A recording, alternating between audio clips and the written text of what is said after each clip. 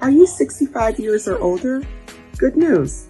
Illinois has expanded its Medicaid health insurance program to everyone 65 and older, regardless of your immigration status.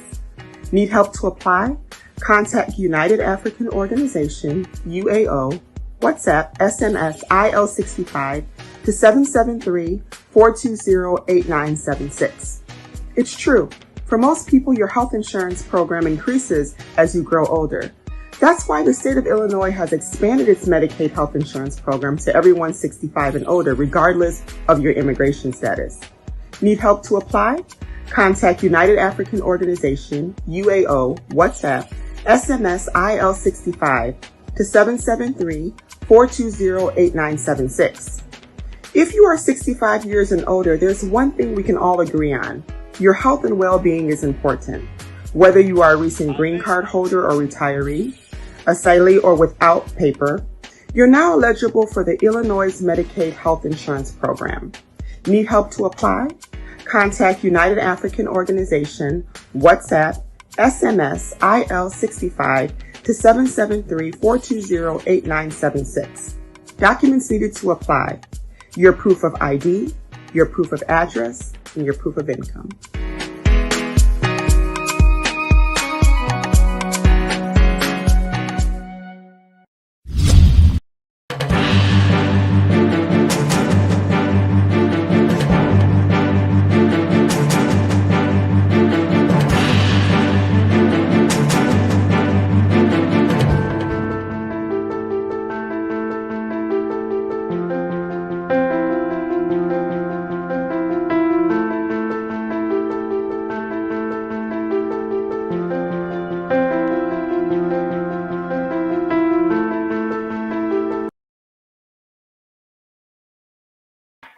Hello, welcome to the show. My name is Alfred Amuzu. This is the Ghana Agenda for December 18th, 2021.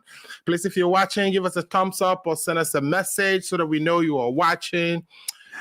Today we have a packed show. Today we are talking about, again, the budgets of 2022 and where things are going forward.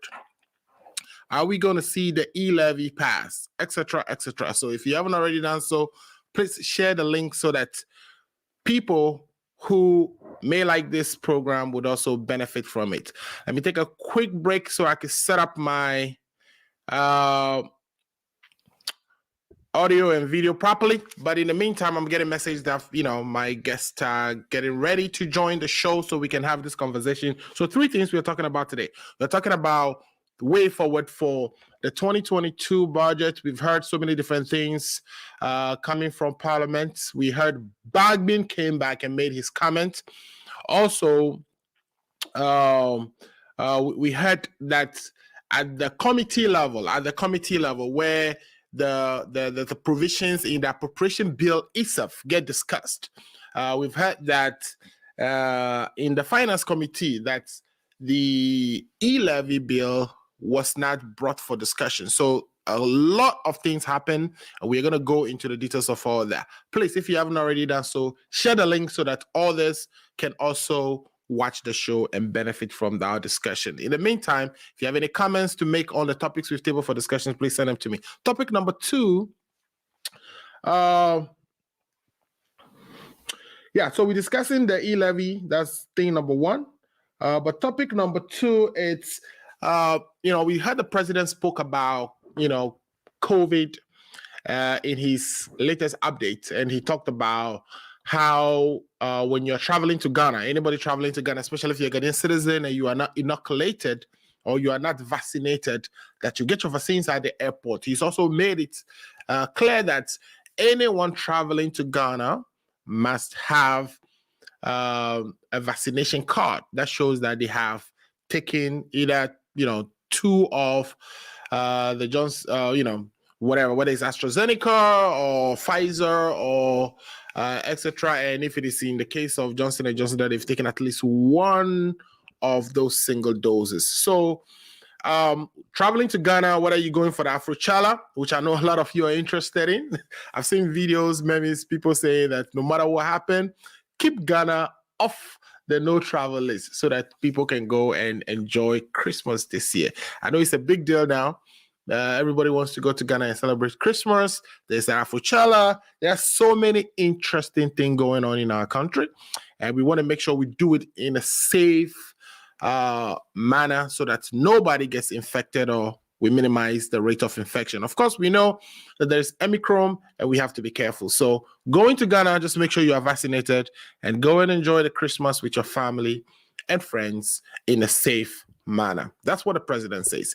And then the third thing we want to talk about is the MPP is on the way to Kumasi, or the MPP is gathered in Kumasi for a congress for their towards the election 2024. This is where they go and select their constituency level executives, make changes to their constitution or propose ideas and new things that they would like to implement in the party. So they are doing that this weekend. As we speak, they're in Kumasi. It should be ending or wrapping that up tomorrow.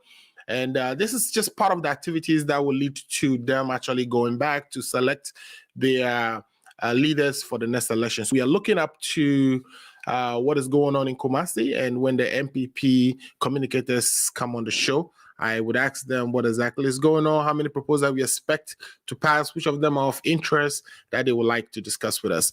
In the meantime, please share the link if you haven't already done so. This is the Ghana Agenda. We are going to be discussing some very serious and very interesting issues.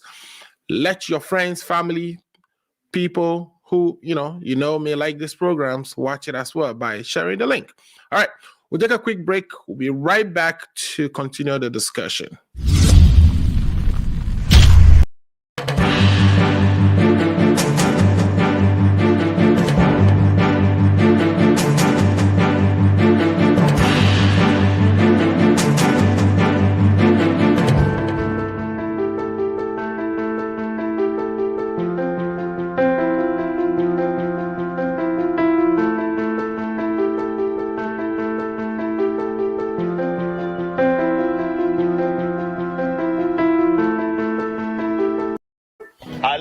Are you 65 years or older?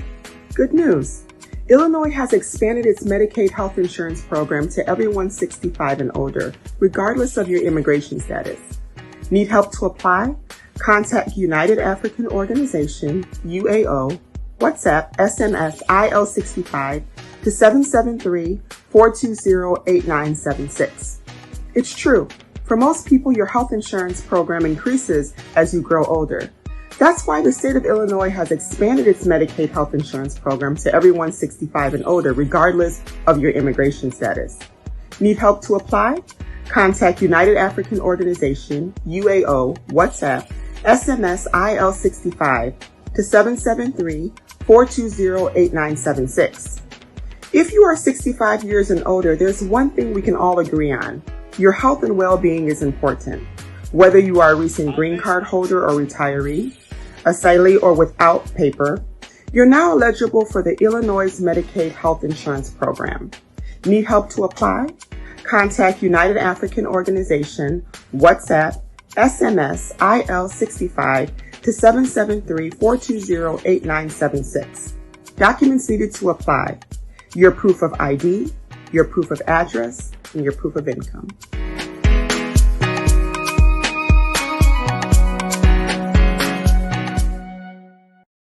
Hello, welcome back to the show again. My name is Alfred Amuzu. I don't know what I did here. I think I need to edit my name because it just says A. Anyway, so my name is Alfred Amuzu and you are watching the Ghana Agenda. I have with me in studio so far one of my guests in person of Lifetime Legacy. He's ready to start the conversation. We are waiting for Paul Disosu to join.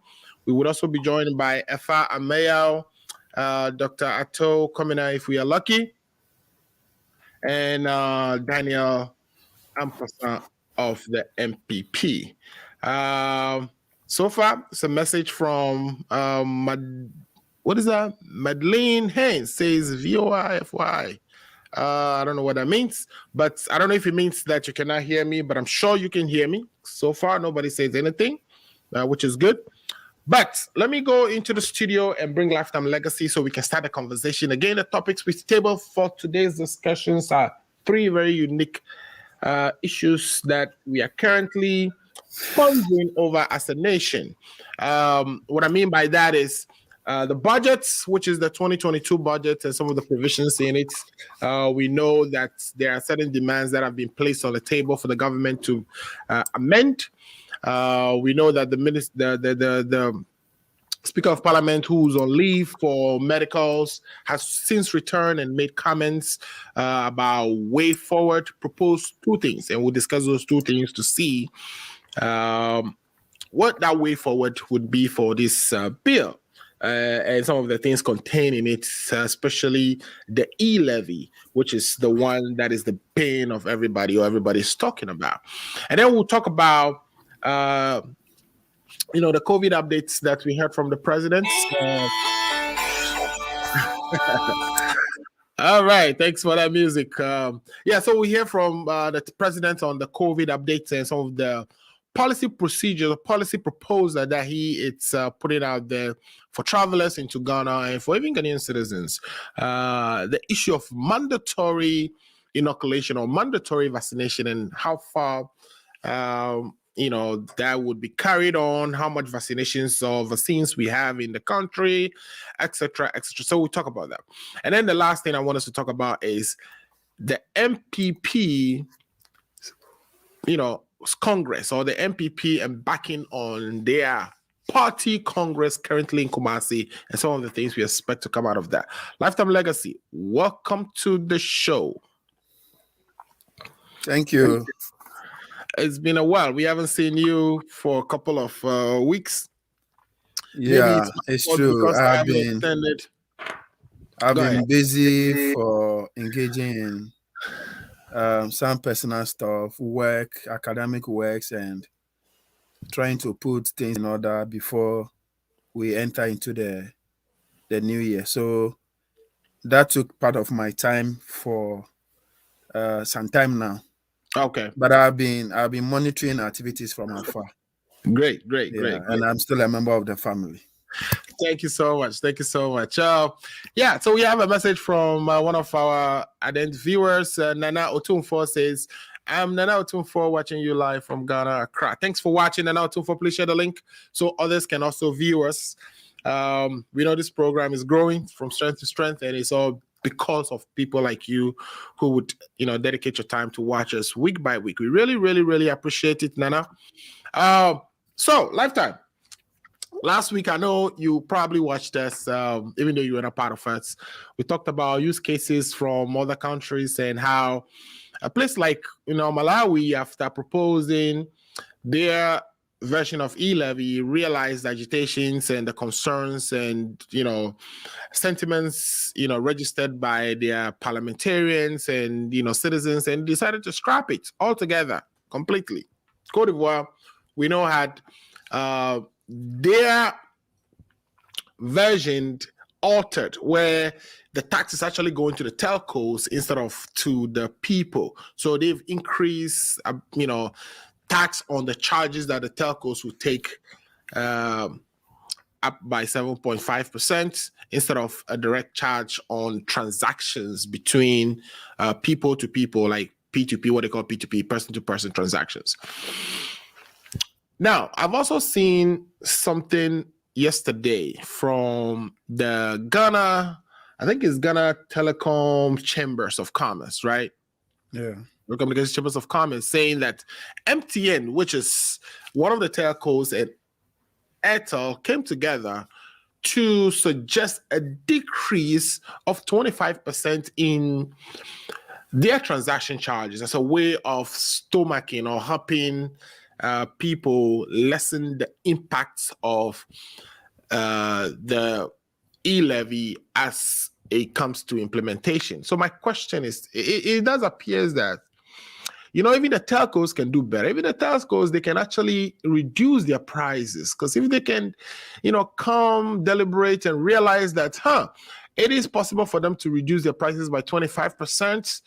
My question is, why wouldn't they do it now, regardless of whether e-levy is actually implemented or not? It does show that there's some room for improvement in terms of prices to benefit people. So why wouldn't they do it now? And why shouldn't, and I think maybe there's the need for some advocacy or some sort of group that would approach them, try to push them to get this done, because the Ghanaians need a break. And it looks like the telcos are in good position to do so. So why would they do now? Vodafone doesn't charge anything. MTN charges 1% of transaction fees. Airtel does the same. And they are both suggesting that instead of charging the 1%, they can charge 75.75% as a way to cushion the burden. What do you think about that? Why can't they do it now? So that whether e-levy comes or not, at least the Ghanaian gets a little bit of a break. Yeah, Alfred, thank you so much. I'll first of all thank our viewers and our listeners, and also call on my other panelists to join us so that we can have a fruitful discussion. Right. I have been watching and listening to the debates, most especially on this platform, when this budget and the e-levy thing emerged. And I will want, for the first time, congratulating my brother Ifa for the way he handled the debate. I think for once, my senior brother Ifa had been a Ghanaian than he used to be, and I will congratulate him on that note. It is my brother Aponsan whose view I'm yet to hear more, but I think for once my brother if I have been so a Ghanaian to me, which I also go in that tangent. Right. Yeah. And also I think Doctor also I've been listening to his opinion, the way he was complaining now that going forward the little money she sends to her grandmother will be taxed, and he's so worried. And I think it's a worry not to my brother, my senior brother, Dr. Ato, but it's a worry to all of us. Yeah. Because all of us here, one way or the other, are a source of livelihood to others back home. Mm-hmm. And they depend on us for little support. So if we will also be burdened by virtue of we trying to support our family members, I think it will be very, very difficult. A few minutes ago, I was talking to a friend in Ghana, and the person needed help, and I said, "Okay, I'll do what I can to send what I have to send to you before January, so that I will avoid paying momotas." And we all broke to laughter. So I think my position on the e-levy thing is like that of my co-panelists, the opinion they have expressed in the past.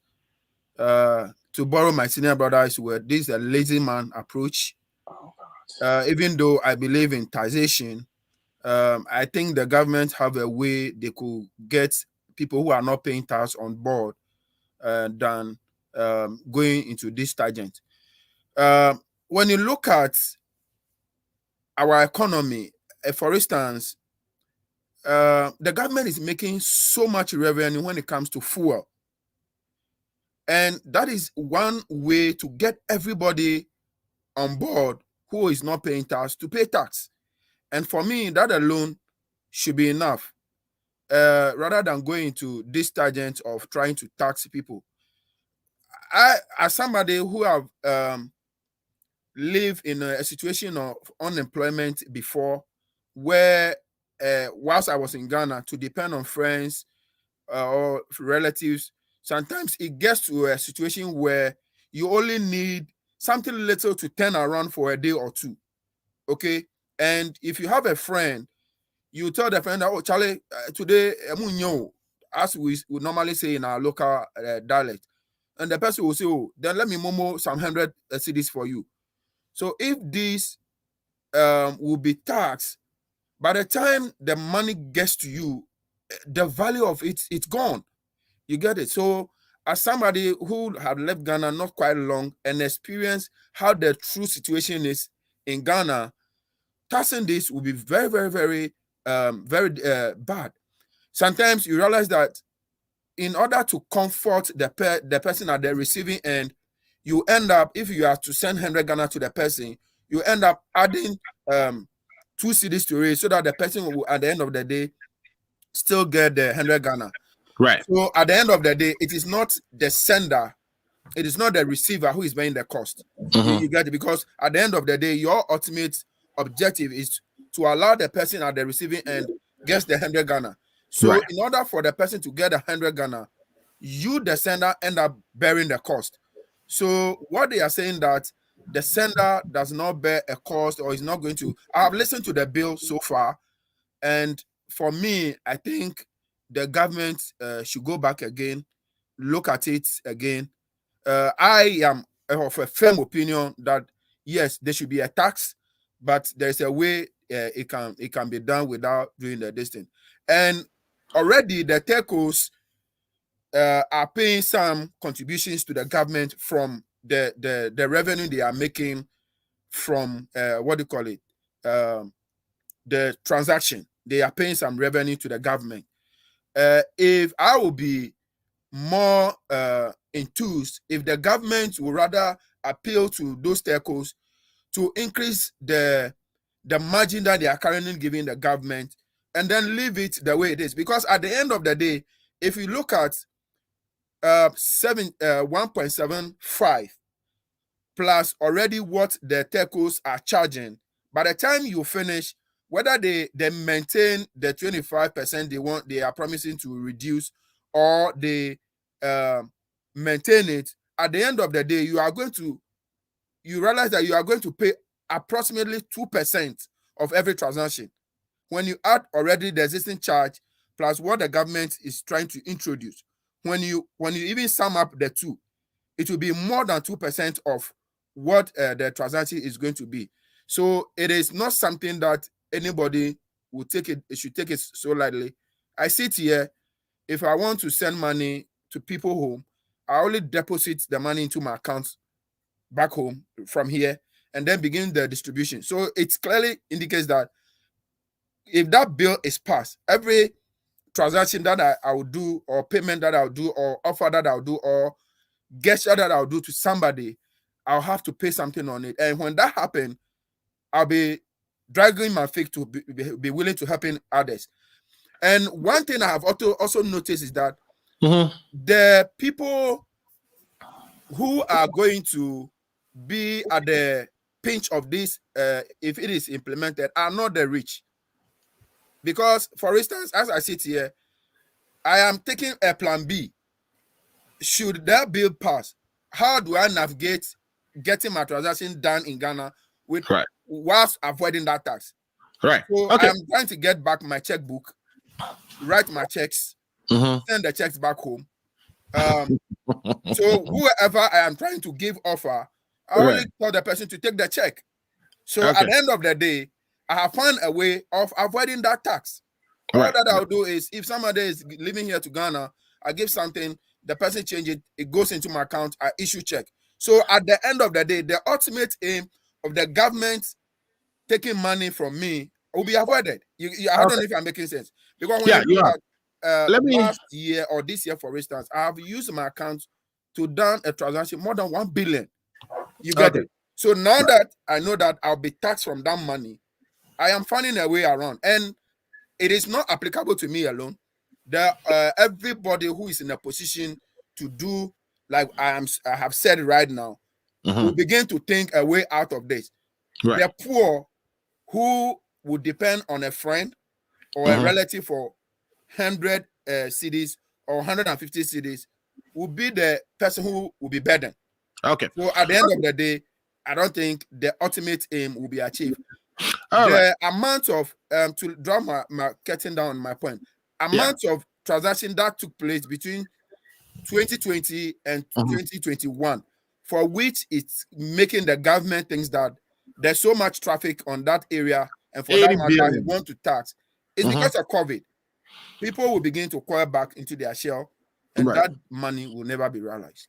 Okay, great submission there. And I want to take the opportunity to welcome the rest of our panelists to the studio. We are now joined by Afa Amayao, Paul Disosu of the NDC, and Ato Kwamina Danso, Doctor, Independence. Let me welcome Afa and say, Afa, I would be interested in hearing what you have to say about what the telcos are suggesting. What that means is because without the telcos, it means every transaction will attract at the minimum 2.75%, right? 1% to telcos and 1.75% to government. But the telcos are willing to reduce their portion by 25%. Not 25%. So 25% of 1% is 0.75%, right? 0.75% would be what is left. So what I'm saying or what I'm suggesting is it looks like we are shifting closer to the Cote d'Ivoire model where the telcos will be the ones to actually pay these taxes. If the telcos are willing to give up 25% of what they currently charge, why wouldn't they just give that to the government and leave everybody alone so that e-levy will be scrapped altogether? Just take that 25% from telcos and walk away. What do you think would that be a feasible way to actually approach this, Afa? Yeah, thank you very much, Amozu, for the opportunity, and thanks to everyone here. Right. It's always an honor to be here, to be part of the discussion, and I'm always blessed that I get the invitation each time. It is not because of anything, but it's a privilege. Thank you very much. Because of how good you are. If I come here, and out of anger or out of whatever I say something, I don't mean it. It is all part of the passion we have for our country and our party and stuff like that. So sometimes we get carried away. So forgive us when we go overboard. And to our fans, to our cherished listeners, sometimes you may be disappointed, but it's all part of the show. Yeah. So greetings to everyone. And Ato and Legacy and Mr. Hyde behind the scene. I hope the family is doing great. Thank you very much. Okay, so let's go straight to the point. I think that we are not certain if the proposed 1.5 is really going to happen. Okay, there's still discussions and there's still poolings and stuff like that going on. Okay, so the telcos have been charging 1%, and now they want to do it at 0.75, giving away 0.25. This was to be expected. I think that somehow they sat down and realized that this will be too much on the customer, or to be too much on the users of the platform, and that there was the need for them to do. And if you read their letter, they did a lot of consultation, look at their profit margin, and they are making a lot of money. What Legacy is saying is something to be expected. You see, the truth of the matter is the telcos are becoming some form of a financial institution, and the bankings are losing out. So if it goes back to the banking stuff like that, I think it's something that they also envisage. The question of maybe government is not going to get a needed revenue, we'll live to see. Maybe yes, maybe no. Others experience that in other jurisdictions. Let's see what the Ghana this thing will be. I've always maintained that, you see, somehow there will be a percentage. I don't know what the percentage will be, right? Now, let's look at the appropriation bill. If you read the budget, right, the government was talking about 137 billion, right? Now it's been raised to 145. The appropriation bill that has been approved, 145. I think about 10 billion or so, or 9.8 billion has been added to it, right? Can you hear me, Alfred? Yeah, we can hear you, but you were saying they approve some 10 billion, but for specifically what? The appropriation bill the appropriation has been raised. The original budget proposal was 1.37 billion, right? Yeah, it's because of the purported allocation for Kita and exactly. other Kita and all that stuff. Yeah. Okay. So exactly. So you see, when we do see so addition we've added more to it. Mhm. Maybe there's the likelihood of budget deficit, right? More than what has been given. And then we also want to cut the revenue that we are collecting in the country. Right. And that puts the government in a fix, and we got to have the discussion. Okay, so are we okay with this continuous borrowing? And then, for now, the current situation is that, okay, we collect all these taxes, we use them to pay workers, and then the rest goes into interest. So our debt is always ballooning, and it's always going to be there. So what is the way forward? How do we cut all these things, right? Mhm. I think that there should be some form of taxation, right? The percentage is high. I agree. I totally agree. Government should come down, and I want the opposition to do a good job of cutting it down. The question of no, it's some way, right? It's some way. Right. No one has the solution to it, and that is what we have. I am also going to say it is very, very important that we have to look at the revenue leakages.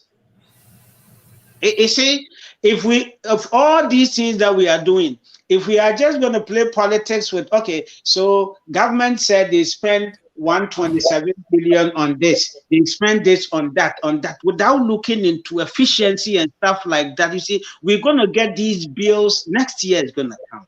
2023 is going to come. 2024, 2025, 2026 is going to come. It is like the leakages are endless. And we've been hacking it year on year on year on. Sometimes we seem to be doing well, and then it jumps. We have to look at the way these revenues are going, the way money that is meant for development is going other way. Auditor General has been saying, and then we widen the tax net. Right. These are also very important to cushion us. But in the meantime that we haven't done these things, what is the way out? The way out is taxation. We all agree on that. But how do we tax is the problem. Mhm. And for me, I don't even think that is the problem. It's because we tax and still, the citizens are not able to see, the reason for which we keep taxing and taxing and taxing. But Right. this time around, I am looking at a situation where we really grill government, we really grill these people that are in charge of our revenues and say, hey, I am happy that, there was a discussion of a middleman. Now it is cut off. Yes, these are all good measures. Okay? We cannot spend 240 something million for middleman to do what? Huh? We already have the Ghana Revenue Authority and various collection agencies in the country. Let's use them. And I'm happy, we're pushing and making headway in all these fronts. So if you ask me, yes, what the telcos did, right? What they are charging already is less than what the government has proposed. So there is no way telcos are going to say, okay, so let me give you the 1% and nothing. They also have to make some form of profit, right? So there has to be a balance. And I am waiting to see within the week, and finally when all these things settle, how much is it that we're going to pay? I think the percentage is what we should spend time discussing, because something is going to be charged. 1.7% we agree is high. So what should be the better option for all of us? And it is not in me to say this or that. It is, it is all of us to, come to that agreement. But there has to be some form of taxation. Right. On that. Thank you very much. Thank you so much. Let's welcome. Daniel, welcome. Yeah, let's welcome Daniel to the show. Today we have a full house, and I'm so happy about that. That always makes for good conversation. Daniel, welcome to the show. I do have a message here from Atokomina Beidou, which is so we have two Atokominas, right? All from the Chicago area.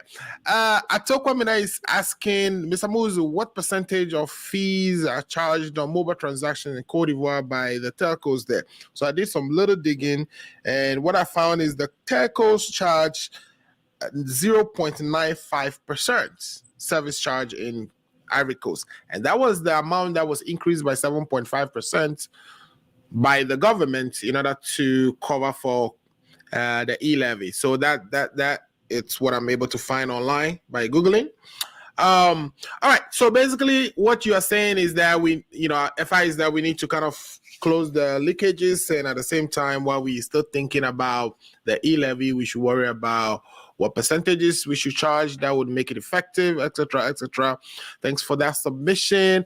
Let me bring in Paul D'Souza, who may disagree. Paul, I know your camp is in favor of scrapping the bill altogether, but it seems the telcos are making some gestures, very favorable gestures, as a way to cushion the impact on the citizens. What do you say to that? Do you think that would be a better way to approach this, or an alternative solution that is workable and acceptable to everybody, where the telcos just give that 25% or 25 cents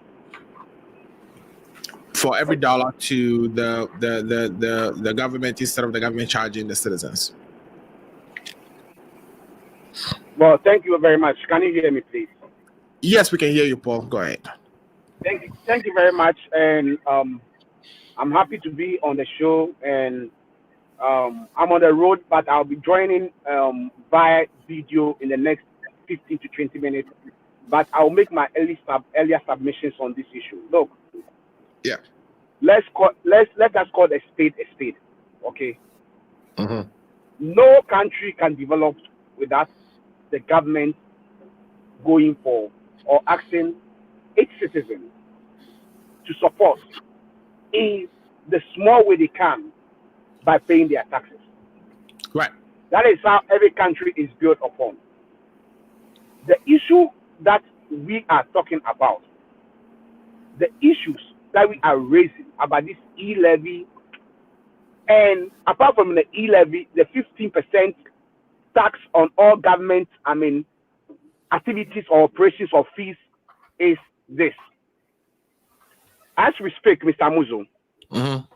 we have a jet sitting on the tarmac at Kotoka International Airport, which we are paying £15,000 an hour for it. Apart from paying £15,000 for the jet sitting on the tarmac of Kotoka International Airport, the jet have 7 crews, and these crews, we have put them in a 5-star hotel. Mr. Amuzo, yeah. If you are in difficulty, economic difficulty, and you, the head and the leader of the country, you have decided you are not going to tighten your belt, but you want the grassroots, your citizens, the people who pay the taxes, whose money you are using to pay that £15,000 an hour for a jet that is sitting on the tarmac as you speak, which is not flying, and you are asking us to pay extra taxes. Of course, every citizen will be defiant to it. Right. The reason why we, or Ghanaians, are against this budget and the taxes that has been introduced is that this government is an insensitive government, number one. Number two, as we speak, okay, the president, a lot of issues has been raised about hiring jets and the jet sitting on our tarmac without not flying, paying for it, that all those monies can be used to develop our country. Right. Have we all taken a look at the office of government machinery, the amount of money that is going to that office? 3.1 billion Ghana cedis. Out of this 3.1 billion Ghana cedis, how much of this money alone is going into unwaste activities in the presidency? And such example is the plane that is sitting on the tarmac. Number two, as we speak, Ghana COVID money that was given to Ghana, the World Bank, the IMF, the Bank of Ghana, and African Bank, all this money that was given to this government during the year 2020, a year ago, to mitigate the COVID situation. Look at how they've wasted the money. Look at the account that has come out. And if you are a government, you think you are sensitive, you are just wasting money left, right. At the end of it, you want your citizen to pay for your inefficiency. This is not going to happen. Right. We are saying that this government has left its priorities and is following unnecessary things to cut down costs, which I know my brother Ifa always asks, what is the solution? The solution is that this government is causing a lot of waste in the system that the government needs to set up. They need to do 360 retrospective thinking of themselves and cut down the cost of unnecessary expenditure, such as the presidential jet that the president is using. That's one of it. Number two, we have seen, and I am not saying that it was only under this government that we see wastage, revenue irregularities. It happens in every government. But look at the quantum of percentage that this has increased since 2017 to date. From 2016, the percentage increase is of 1,150 points of government inefficiency and irregularity of government revenue. So what you're saying is alone. So what you're saying is that there's a lot of waste in the system, and that we should be able to take care of the waste as a way of realizing revenue. Exactly. Just 2020 alone, the revenue irregularity is 12.8 billion Ghana cedi. Right. This e-levy that they are trying to introduce, at the end of it, is going to generate 6.9 billion every year. Right. Mr. Muzu, if government is mindful, if this super incompetent president and its allies, they are mindful and they are sensitive to the plight and the need of Ghanaians, the first thing this government should be doing is, what are the mechanisms, what are the strategic plans put in place to reduce, if not to block all these leakages, to reduce it to the minimum level? Right. Nothing, no plan has been put in place. Let's wait and see how much irregularity that will be happening in 2021. That auditor report will be coming out very soon for us all to see. Okay. Now, if all these things are going on and the government is not taking any action to correct them, the government is just wasting money, the government is not doing the right thing, and you think you go to your citizens to ask them to pay more taxes, they will not pay the taxes. Okay. Now, I agree with EFA and Legacy. The telcos has been charging 1% on these electronic services. Right. The question is, these telcos all are foreign companies. Right. Apart from Tigo, that the government have a share in it, even the foreigners also have a share in it. I think the government owns Airtel as well, right? Airtel, yes. That's Tigo. Airtel is Tigo, yes. Yes. Okay. Apart from Tigo, MTN, Vodafone, they are making millions of dollars every day, every second, because they carry a large quantum of the traffic. Now, it's a good news that the telcos are deciding to reduce their service charge to 0.75 and allow 0.25 to be given out. Right. Being said, as this has been said, I will suggest and I will propose to this super incompetent government that if we were them, I was the president, I would have called or seized this e-levy and have these telcos go down even another 0.25 points, so that at least the telcos will reduce their profit margin by 50%. Right. Which what I mean is that now the telcos will be charging 0.5 cents, and the 0.5 cents will be for the government. Right. And when you do that, you use the rest a year, a half or two to go back and rethink about this e-levy, have conversation with stakeholders. Those stakeholders, bring people on board, bring the opposition on board, bring the CSO on board, find out how you can reintroduce this e-levy in a way that all Ghanaians will be on board with you. But this government, they are adamant, they don't listen, they will do what they want to do. I just want to set this notice over here that as we speak, the minority in parliament have not had any discussion with the government on this e-levy. If they think they are going to bulldoze their way through to make it pass, we all wait to see. But I am very confident that the 137 number that we have, they are going to fight to make sure that this 1.75 does not materialize. In anything, in any way, we need to go back to the drawing board. Let's sit down. Let's bring all stakeholders on board. Let's look at what can be done to make sure that we all get a reasonable means of doing this taxation.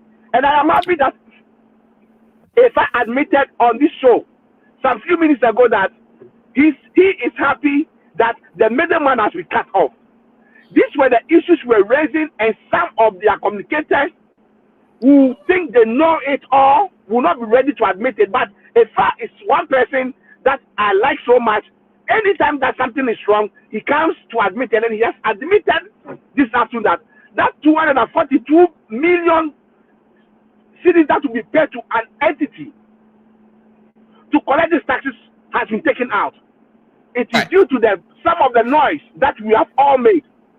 And I'm very grateful that at least if I have admitted that was needless, it was waste of money, and that the government has come to its right senses to take that bill off the table. But as we speak, let's also put on record that there is no budget. As we speak, let's put on record that the Minister of Finance said he's going to do some reconciliation in the budget that he just presented. So for now, I don't even know what appropriation bill they are passing. We'll come to that. We'll come to that. We'll come to thank you. What Bagbin said in Parliament, and what ramifications or what I meant to the budgets, and whether the MP or the minister has to actually come back to Parliament. So we'll talk about that. But let me also take the opportunity to read what I have from another comment from Ato Komina here, who says that I thought the telcos in Ghana are charging a total of 2% on transactions. In other words, they're doing 1% on senders and another 1% to withdraw the money. Why are we saying they are charging, only 1%? So basically, it's 2% according to Ato Komina. Okay, so let me bring in Daniel, and then I'll bring Ato last, because Ato, I still like that independent view. A quick one. Right. So Ato, the percentage is on transaction. A transaction is either you sending or you withdrawing. Right. So money can sit in your account or stuff like that. So once you're doing a transaction, you are using the platform. So they're charging no transactions. Okay. Yeah, I think he's saying that the telcos themselves, even if you withdraw from your wallet, they charge another extra 1%. Yeah, but a transaction is either sending or withdrawing. Receiving. Okay? Yeah, so once you're doing a transaction, the charge is on transaction. It's only 1%. Okay. It's 1%. Right. Yeah. Right. Okay, great. So we are right. So we are right to say that it's 1% because we are only speaking about a transaction aspect. We are not speaking about withdrawal from your wallet, which is a different or completely something different. Okay. Then we've missed you for a couple of weeks. We've talked about a lot on this e-levy thing, so I know you have a lot to say since we haven't heard from you at least 2 weeks. We've done analysis of use cases across some sub-Saharan African countries. Cote d'Ivoire stood up to us because we know how they introduced their 0.5%, and they have to switch that to levying a 7.5% on the fees that the telcos themselves generate from the transactions. It looks like Ghana is veering towards that too. Ghana is saying that, or the telcos are saying that they are willing to give up 25% of what they charge. Should this be where we are heading to? Should this be where the government, because we are still waiting to see what the government's revised concessions or proposals would be, should this be where they head from your standpoint? Yeah, thank you. I'm with you, and greetings to my co-panelist. Can you hear me? Yes, we can hear you clearly. Yeah, I'm with you. You see, like I always tell you, some things are technical, and you leave it to the technical people to deal with it. It was going to come to this point, even if the government had not even sat down with the telcos, right, and just put this fee on there like it's going to leave it. The telcos are going to figure a way out. And if you've done taxation, we talk about the incidence of tax, right? Whenever there's a tax on a commodity, I mean, depending on the other day I told you, the elasticity of that commodity, consumers don't transfer the food tax onto the producers, don't transfer the food tax onto consumers. They absorb a certain portion of it because they themselves know that fully transferring it will have impact on their own business model, right? And the electronic service fee is one of those that I knew government strategy was to get to the telcos, but he had to do it indirectly this way. But the use of electronic, means of transferring funds is inelastic, right? It's not going to change. Yeah. Exactly. So that's how government can come with 2%, knowing that the telcos definitely will absorb some of those fees. I mean, if it's inelastic, it means that regardless of what price you charge, the people will pay it anyway. Because the people will pay, even if they reduce their services, the reduction in their services will not be, the percentage reduction in the services will not outweigh the percentage increase in service fee that you are charging them. So on that basis, you are still going to make your money. Right. You get what I'm trying to say? That is why I told you that this e-levy, yes, some people will coil back a little bit and say, I'm not going to use the platform, but it's not going to cut the demand for the use of the platform dramatically. It's not going to be a significant decrease. The way people fear that, it was going to let people stop using some people will do it, but the percentage of the people who will do it, as again the percentage of the people who will still maintain the usage of it and pay the fees, it's a sea difference, right? So me, I'm not surprised. The telcos, they had no point. This was to force them to do something with their own fee because they were taking all this money, and government is like, how come these people are taking all this money and we are not getting a piece of it? So now, if the telcos agree to do this, then it's like chimpe, right? It's like they are getting equivalently the same thing like government is getting. So we are all getting the same thing. But government taxing authority will not change. Eventually, if the telcos see that it's having an impact on them, they will be forced to reduce theirs. As for government, I mean, coming in and say, I want to take this, I mean, I don't think that is going to change. So there's more on the side of the telcos that I think based on the technical people, they know they have to get from the telcos, but they have to do it this way to force the telcos to come to this position. So I think that tells me that maybe if they explain this behind the scene to the minority, we're like, hey, the telcos are taking our money away. If I went directly to say, telco, let me charge you fees, they will start complaining, you already charged us corporate profit. Why are you coming to charge us this fee? They will start making, that whole big noise again. So let me make it and let them know that we are all paying the burden. Some Ghanaians are going to pay for it. You also pay a portion. That way, I mean, you are getting two things. You are getting some from the telcos. You are getting some from the population. Everybody's contributing towards nation building. And remember, I always say, I see this as a levy. A levy, government just get up and charges a levy on everybody. Let's all pay something, right? It might not necessarily be tied to, I mean, an economic activity, a profit, because it's a levy. You can just levy people on things and say, yeah, and I think that is how they've categorized the fee levy.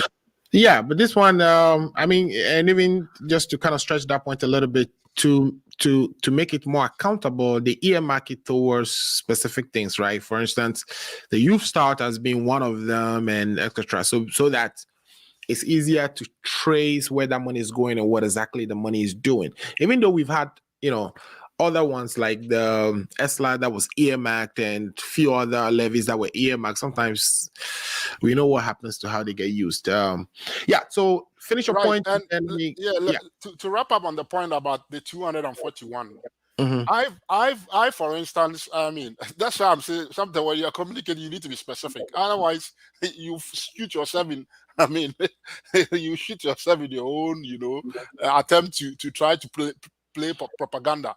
Amuju, in this country, when the IRS collects taxes, you think that the collection of taxes doesn't come with some cost?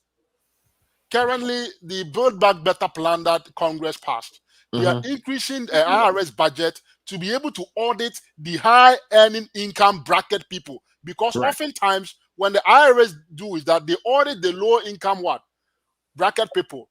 When they are doing their audit sampling, they pick. That's how some kinds of people say, "Oh, the IRS picked on me," and they say, "I owe," and then they want you to pay them back.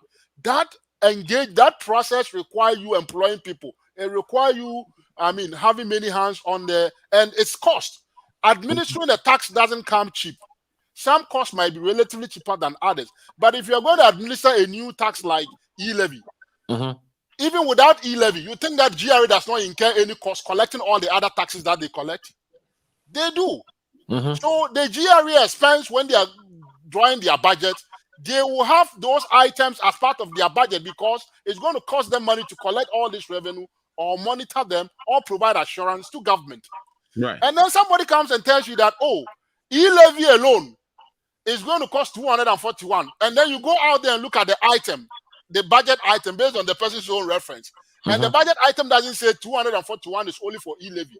It puts it into this broad category of, GRA's activity of collecting taxes and administering taxes. And of course, if e-levy is coming, it's going to add up to that effort, right? Do you remember the issue about what do you call GV? What is that name? GVG. Kelvin GVG.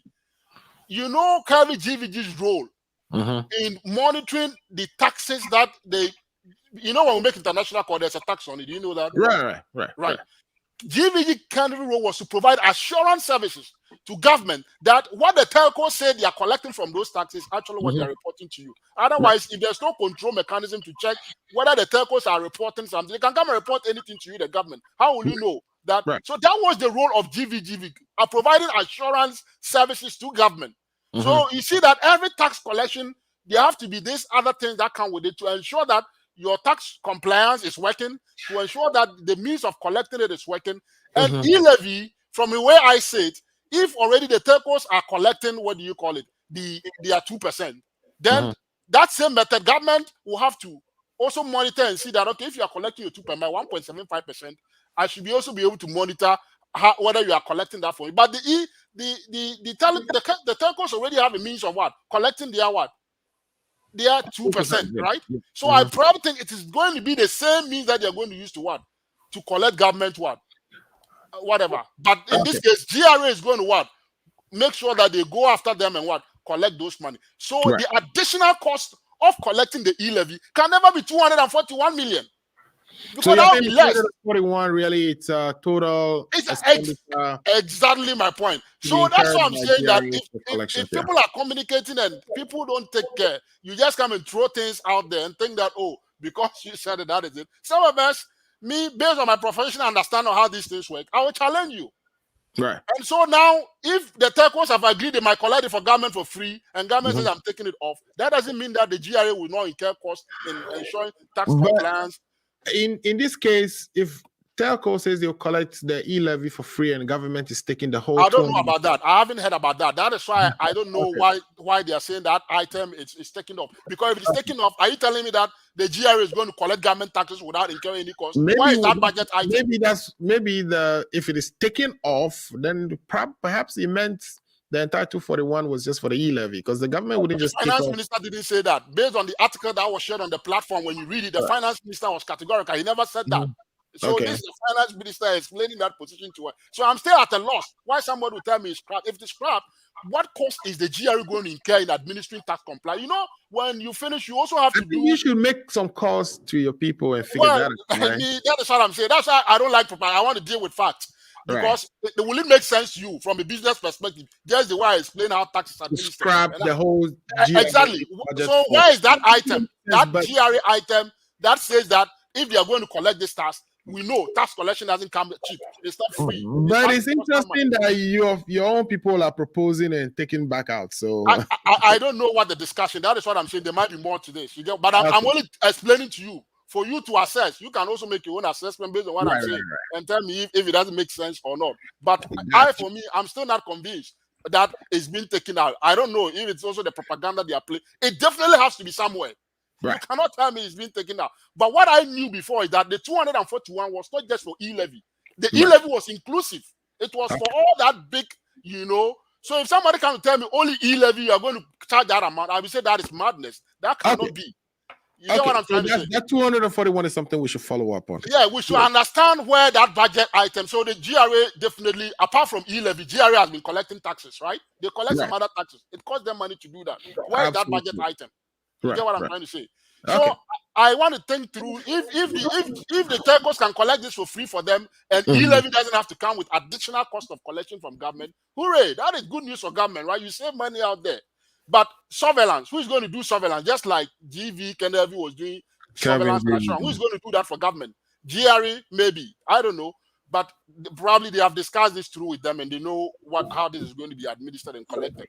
On top of that, somebody also said that, there was a company already that was named. The company was going to be assigned the contract. That was the specific allegation. Specific. And I said that cannot be true. Because if the thing has not even become law, how are you going to determine who is going to collect the taxes? Sometimes these things, tax collection, you can. You have to do the planning before. But how do you even know the company ahead of time? Because you have to do procurement. We've seen this in Ghana before companies were put together. Don't speculate. If you've seen something, that doesn't mean that you replicate it everywhere you go. Frontier, we've seen so many other companies that were hurriedly incorporated to do things for us. So so that is a different matter. On the specific issue of what we are talking about, there was no company mentioned. And now GRA says is going to take that function. So be it. So sometimes let's be clear in our communication and let's not throw things out there and confuse everybody. And then come back and try to unwind it when you know that the facts and the specifics, here it's completely different from what you alleged initially. And to come back to the e-levy thing, I think that wrap it up for us. To wrap up, I think that I heard the last minute debate in Parliament. And I think that I liked what Haruna did in Parliament in regards to the e-levy. You see, I've always said that, politics, people must see politics as, something that is truthful and fact. Haruna said, we are against e-levy. And this is history, because this is history we are making here. Tomorrow, we are going to use the words of these politicians. When the day of accountability comes, we are going to judge them based on their words and what they stand for. So we need to know what the minority stand for and what the majority stand for as far as this levy is concerned. And Haruna said that we need to debate this on the normal sitting days of Parliament, not like an extended hour, 11 p.m., 12 p.m. I think yesterday they were trying to figure out what to do, whether to even go to Parliament this morning, Saturday, and do it. But I think Amabenua's funeral was this morning.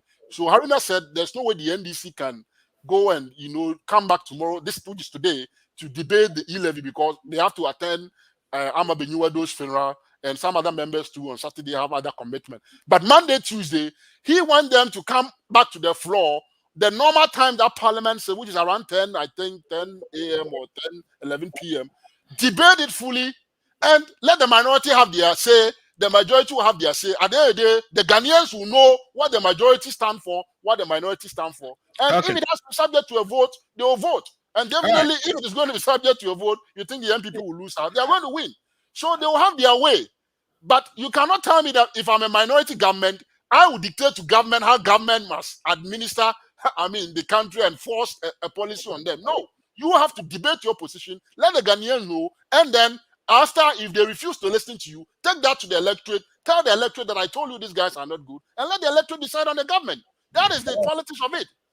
That I have no problem. And I think that is the NDC's only best shot. But they cannot say that they as a minority will dictate to government a particular government policy. And thanks for expressing Santahini's sentiments over there.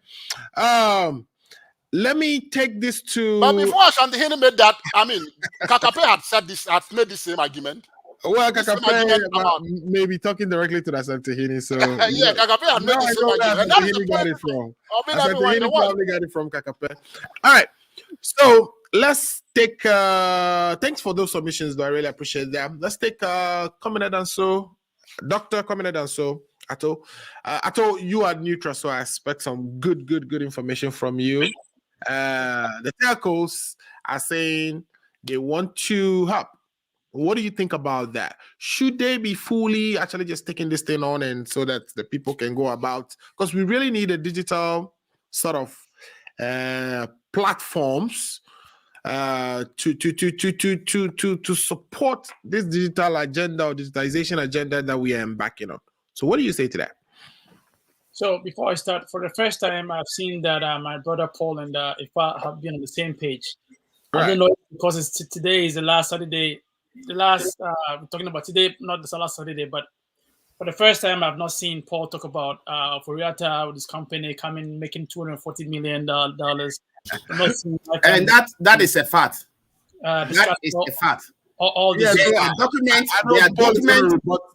documents, and we know, and those documents are available, whereby the communication minister and the finance minister have been fighting over which company should be taxed to be doing that e-levy collection.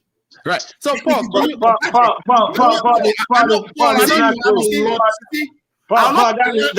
true. There's no information on that. Guys, let's give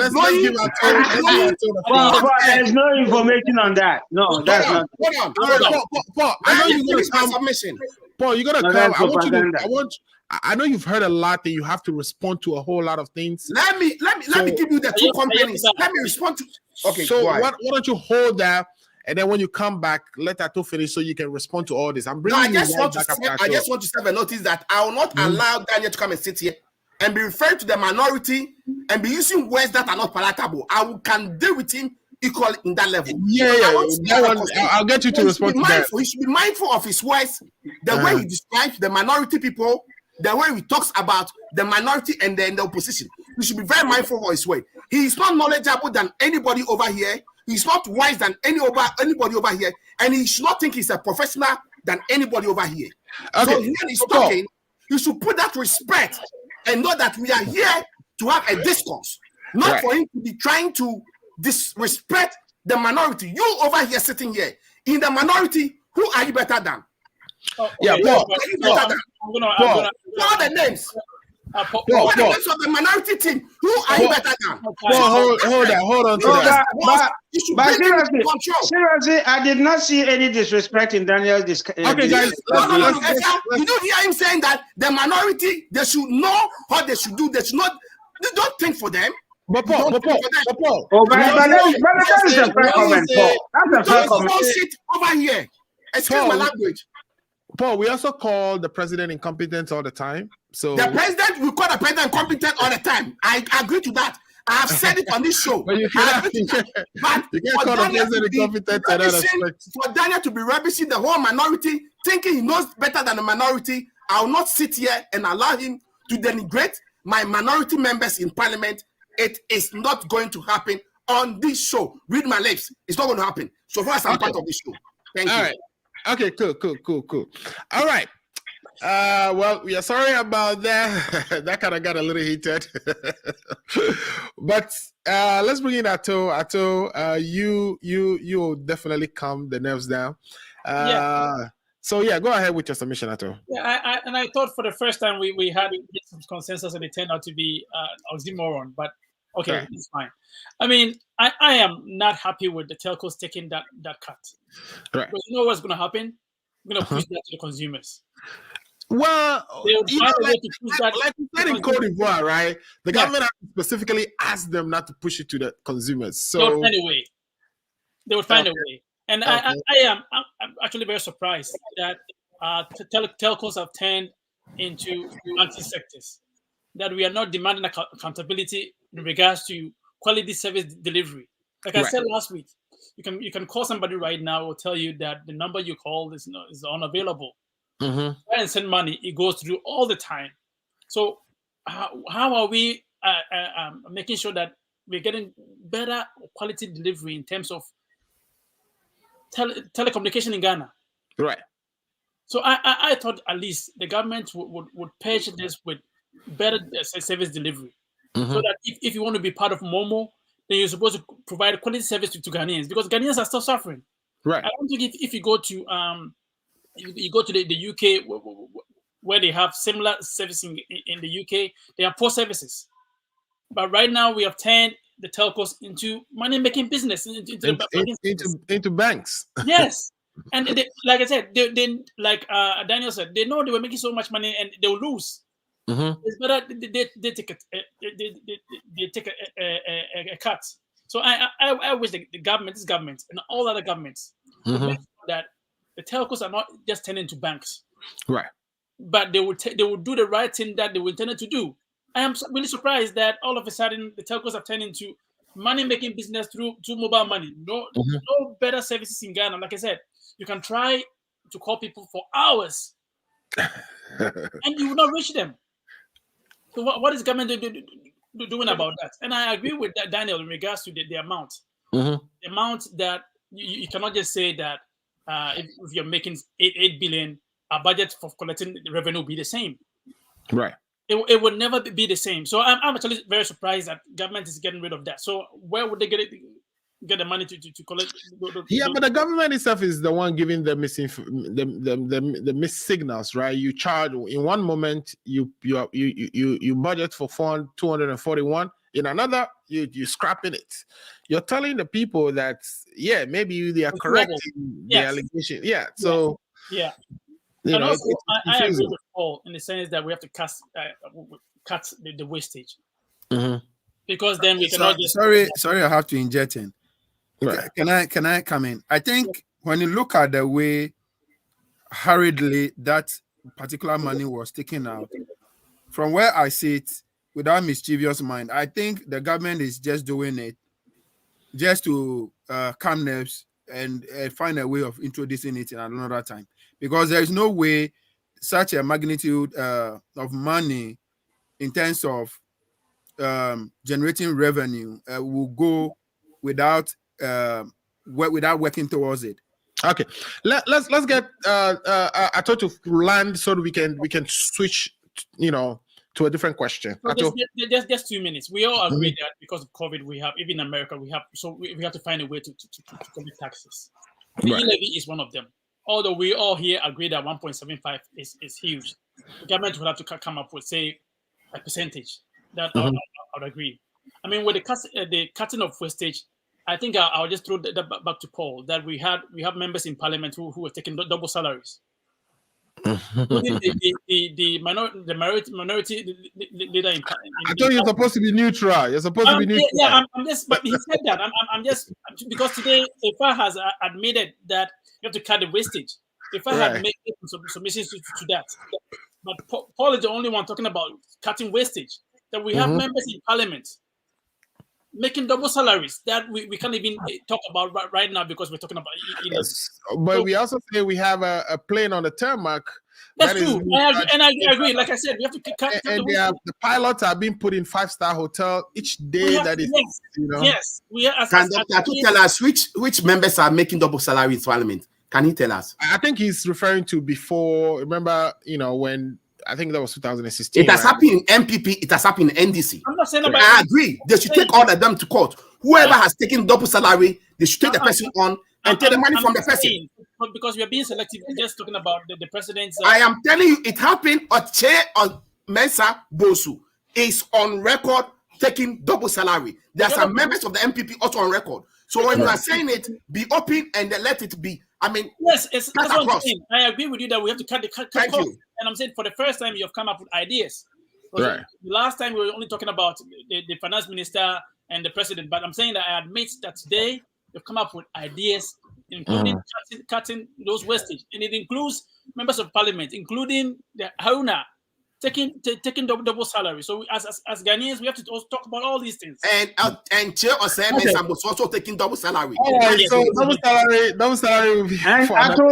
And to add that Parliament has also demanded double the amount of money that was budgeted for them. Yes. They don't want to talk about all this. Okay. I guess we are getting off topic now, right? Let me Paul wants us to, but we gotta come back to the table. No, I want to bring Paul. You know me, I will do an objective submission. Paul, politics. Paul, you need to cool down today, else we're gonna box it out. Cool down. Well, if you don't cool down, there will be a boxing match today.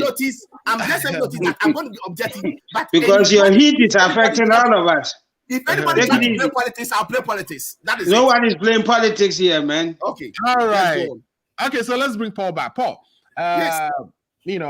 The Speaker of Parliament came back from his operation. Can we get some few minutes for rebuttal? Yeah, very, very important. Yeah, we wrote a rebuttal into the next question I'm about to ask. I mean, I'm going to ask the question. You can use the time for whatever you want to use it for. But the question I have now is, we saw the Speaker came back to Parliament, and we're expecting a couple of things. One of the allegations that was made against the Speaker, I was expecting him to speak on. I haven't heard anything. I don't know if you guys heard anything. It was claimed by Afenyo Market that the Speaker, in the middle of a negotiation, said he's not going to negotiate no more because Kevin Taylor is on him, is criticizing him. And I think this was profound, that our Speaker would say such a thing while negotiating for Ghana. Did he say that on record or somebody misquoted? This is what Afenyo Marker actually said on News 5. Yeah, I heard Afenyo. Yeah. Afenyo said it on News 5. Yeah, it's profound that such a claim will be made by Afenyo, and I'm expecting that as he came back, he would have been asking for Afenyo to retract those words, etc., but nothing came out of that. Also, upon his return, he said he has deliberations with the executives and leadership of the House on ways forward for the budget, because again the budget was rejected, all of a sudden it's approved, all of a sudden we are in all kinds of negotiations. They are now talking through the appropriation bills for a budget which no one knows is approved or not. Now the Speaker is saying that for a way forward, he wants the Minister of Finance to come back to the House and present any amendments, modifications, whatever changes that would have been made to the original budget. That is, the Minister of Finance needs to come back and table that for a discussion. He wants the committees to go ahead and continue to negotiate their individual sector estimates and appropriations in the meantime, so that when the amended budget comes into the House, they can just update the areas that have changed. So let me take Paul first. Paul, what do you think about the first part of my questions, which is that allegation about the Speaker being under pressure by one of our own friends, Kevin, in this case, and so he couldn't function, he couldn't continue the negotiation. And the second part is the fact that the Minister of Finance has to come back to Parliament. Do you think this is necessary? If the changes are made, why wouldn't those changes just be discussed at the committee level so that we can move on? Thank you, Alfred. Before I go there, when you go to the budget, right. Appendix 4B, summary of MDA expenditures allocation, and look at item 47. It stated that e-transaction levy services, and the amount over there is 241,933,000. That's the 241,933,000, which is an issue. Like million, yeah. Let's be clear over here. Nobody sitting on this platform, as respect, will convince me or tell me that that amount include other services. There are subsequent budgets that have been presented that if Daniel think he knows, let's go back to the 2020, 2019, 2017, 2018, and let's see where in those budgets that they've stated a line item to be e-transaction levy services. So you are saying that they were specific about what they wanted. Exactly. So they couldn't come out to say that it's. So you can't come and tell me they're trying to throw dust into people's eyes, saying that it comprises of a whole tax system collection and all those stuff. I am saying that this line item, because this issue became an issue that the minority started making a lot of noise, which is a fact that we know that the Minister of Communication and the Minister of Finance even has a misunderstanding about the company that was supposed to charge these fees. That is why they have deleted this line item from the budget.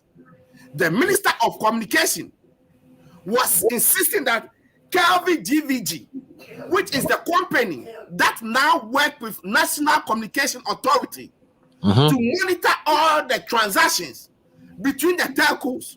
That is why they were able to know that the money transaction in the money transaction space has increased to such a huge amount. That is why they want to tax them through that red avenue. I am saying that if a line item has been put in the budget and stated categorically that it is e-transaction levy services, I know I've not gone to school before. I'm a low-level guy. I will take it. If that is the introduction or the understanding of some of our colleagues over here, that's fair to them. But it is a clear and stated clearly, and it's a line item. Which line item, please? Which appendix? Yeah, he's trying to. If you can reference the page for appendix 4B. Sam, Alfred, you are the host. Can you go to the budget appendix 4B? Yeah, I'm trying to open it now. So MDA expenditure allocation, please. And then the line item is 47. Okay, I'm opening it. Go ahead with your submission. I'll pull it up. I am saying, if there was a misunderstanding and these letters are all out for there, we all saw it.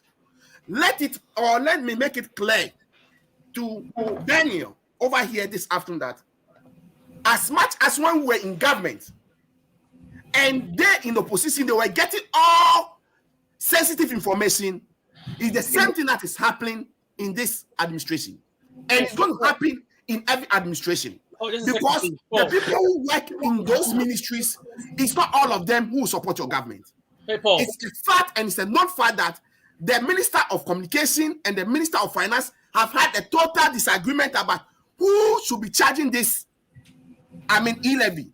That is why when they went to cabinet, the president stamped his authority to ask them to drop this line item and let's allow the existing company, GVG, that is doing the electronic telecommunication transaction that is going on Ghana, to be taxed to do this transaction, because they can do this thing without even a personal charge. So please, can you post that item there? I've not been to school before. Per my understanding of the budget item line, that is what it is. Now, let me move on. I want you to show this thing. Paul, their website is down for now. I can't. I have 4B open here because I know I posted that 4B. Which line item, Paul? I said line 47. 4B 47. So Paul, I wish you address the host instead. Otherwise, it will become a problem. Yeah. Let's be looking into that while we continue with the program. So Paul, can you, if you can wrap up your? So I just want to establish that, and you as the host, please look for it. The website is down. That's the thing. Yeah. Just to control file on your electronic device and look for and type e-transaction levy services, and it will bring it up for you, and you can post it for everybody to see. It is right stated there. They didn't state it there that it is all electronic charges. It is e-transaction levy services. Maybe I have not gone to school enough to understand this English. So I'll hold it here until you, the host, set the record straight over here. I'll move on to the next question you asked. Paul, so basically the issue I'm having is I usually delete these things from my computer, but their website is down. If you have the budget, drop it in our WhatsApp. I'll send the budget to you. I'll send it to you. Let me finish. I'll send the budget to you, then look at it. Okay. Now, let me come to this Speaker of Parliament, this Deputy Speaker, and this buhaha that is going on. Right. Look, today, this MPP government, led by Nana Addo Dankwa Akufo-Addo, an autocratic president, think they can use their way to circumvent the laws that were made to govern a country, they should remember that they will never be in government. Right. Because how can it be that in an organization, if I being the CEO of an organization and I being a deputy CEO, if I will make a decision and if I will be absent or travel and I come and overturn a first decision, this doesn't even happen in corporate institution organization. Right. So for me, the deputy speaker of parliament is causing a lot of disservice to Mother Ghana, to himself, and to his party. Mm-hmm. Unfortunately, this speaker of parliament has stated on record that he will never do anything to derail the business of government, right. which I am 100% in total support of it. As much as it is not my government that is in power, the government machinery need to operate, need to run, because if we do that, the economic crash is going to crash on all of us, our head. Right. As much as that is a fact, we or the speaker should also not sit down for rules to be turned upside down. Okay.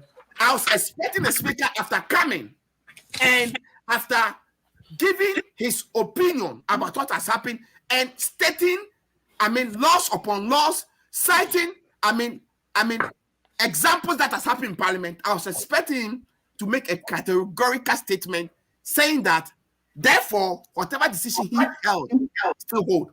But I think he's trying to bring peace and reconciliation to move the country forward. Right. That is why he made it clear during his submission that the deputy speaker cannot, and what he did is Samantha to disobedient, Samantha to turning or disrespecting the authority of the office of the speaker, not he, Abanudagbe. Because tomorrow it will be him sitting over there. And then I will be the deputy speaker, and he can make a ruling. I'll go and change it.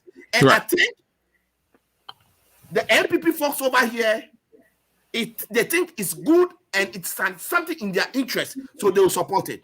Right. But they should know that precedent is there waiting for them.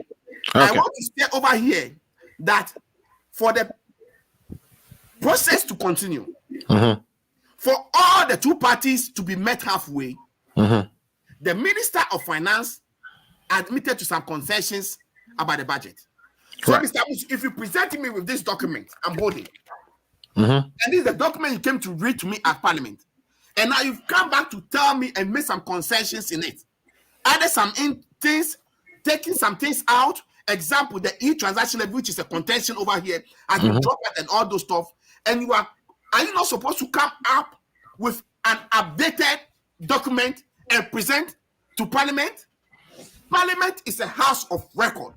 Right. You can't just speak verbally and think it should be recorded into the system. Because in the next 50 years, when my son becomes the president of Ghana, all these documents will be called to. And these are the documents that will be referred to. So for me, I would say, if the majority and the MPP and the folks over here think they can use their numbers, and which was made by Daniel, that whether they like it or not, they are majority, they use their numbers, they should go ahead. But posterity is going to wait for all of us. And as I stated over here, if they think they are trying to disgrace the speaker is an individual, but it's the office that they're deliberating. I'll not be surprised if tomorrow His Excellency Nana Addo Dankwa Akufo-Addo, the president who stated on the Congress that the whole world wisdom has been given to his vice president, tomorrow he take a decision and then his vice will come and turn the decision opposite. I'll not be surprised. Ghana will admit it, because it's the sort of country that the MPP has reduced Ghana into. This is the sort of shame the MPP has brought Ghana into. And this is the time for all level-minded people to rise up and speak against the injustices that is going on in Ghana.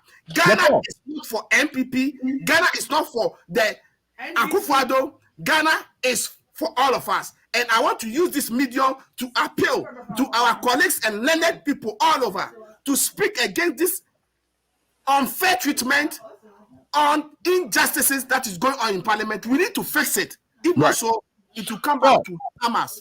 Paul, others say that the decision in Parliament is not it's not the decision of the Speaker. It's Parliament's decision, which means the people present and voting. So if Parliament comes back and change that decision, then that is Parliament changing Parliament's decision. Mr. Amuzo, based upon the record in Parliament, on the 26th of November, there were 274 members of Parliament in the House. Right. Because they knew their numbers was not up to, they walked out of the House. That does not mean they were not in Parliament. Unlike the one that the deputy changed, on the day that he changed that decision to reject the budget, that day there was only 137 people who registered because the deputy speaker was then a substantive speaker and he was not part of the members that have reported present in Parliament. This alone should suffice the case. But I am happy that a citizen of the country has gone to the Supreme Court. As Efa and I said, and we agreed the last time, let's wait for the Supreme Court to make a decision. But I'll end it and say that precedent that they are citing, it will come back to harm them. And I'll be very happy. And I know you are a very smart guy, Alfred. All these steps should be keep them very safe, because in the year 2025, 7th January, when His Excellency John Dramani Mahama become the next president of Ghana, these things will play back. And we are going to hear what my good friend Efa will be saying. All these things, what I will be saying. All of us will be put to test. Our records will be there to speak for us. So for me, I will condemn it if it was in the NDC era, and I'm going to condemn it if it's the MPP era. Something that is wrong is wrong. Let's respect the Parliament of Ghana. Let's respect the laws and the rules that are used to govern us. Thank you. Thank you so much, Paul, for those powerful deliveries and powerful submissions here. Let me just quickly say that I'm selectively reading comments. I'm not reading all. Some of you are very harsh on my guests, so I won't read the comments that are very negative. I know if I was going to hire his people to test and insult me, I'm okay about that. If I know you did that. Okay, so let me take this one though. I don't even know any of the people watching and texting. I don't know them. All right, let me take this one from Kwame who says that the question of your a question for your guest. It says, Mr. Muzu, why do we break so much sweat on budget proposals when the real deal, the real rubber meets the road happens during appropriations? We all live in the United States, and over here, Congress does not fight over budget proposals but reserve their energies for appropriations. In fact, Congress hardly passed any president's budget proposal. I think MPP should focus more on the appropriations. So that's what Komina is saying. He says we should focus on the appropriations, which is where, the reality actually occurs.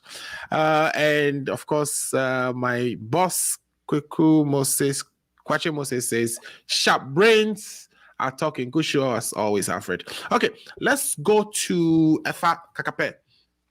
Efa, you've heard Paul said so many things, and I know you have a lot of rebuttals to come with. But while you do that, Alfred, can I share my desk and show you the document on the budget, the page? Can I share my desk? I don't think you have. Try to see if you can share it, but I don't think Alfred, you have. I have seen the page that he's talking about. So he misled all of us. You, Paul. Well, Paul, if you don't mind, right, drop it in my WhatsApp, and I'll be able to share it so we can all look into it. Paul, you see why I say that this propaganda is so. Can you hear me, Paul? Daniel, hold it, and when you come to your side, I want you to be able to use that to drive your presentation. Right. So Kakape, do we necessarily have to bring an amended budget to Parliament, especially with what we are hearing from our one of our viewers, Ato Kwamina here? He says the real fight is really at appropriations. The appropriation negotiations are currently going on. Why don't we just do these things at the committee levels? Because we're really running out of time. The year is about to end and things need to be passed so people can be paid. Things need to happen. If there's going to be the e-levy, we need to know so that we prepare for that February 1st day to, also we can send our monies to Ghana before February 1st. What do you say to that? And also the fact that Bagby didn't come back to deny, the allegations against him that he was under pressure by a journalist who criticized him. Yeah, thank you very much. Let me deal with a couple of issues raised by Paul. Okay, so the leakages, we shouldn't forget bloated projects and Airbus scandals and stuff like that. They are very important that, we block all those leakages.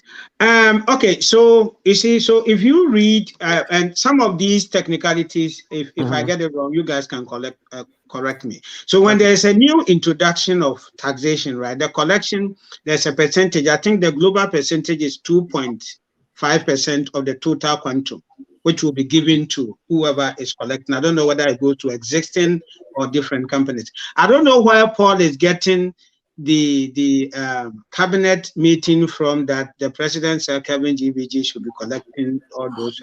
I don't understand, but it's part of one of those propaganda, and the fact that they are fighting. In fact, it was one of the pro-NBC newspaper trying to create the impression that there is a fight between these two companies. Of course, it is taxation, right? And it is in the telecommunication industry. So if there is an existing company there, you can make a suggestion that this and that and that. But this is all a broader decision to be made by appropriate government agencies and not one person or the other. So let's get these things set in their right perspective. Now, so let's deal with the issues.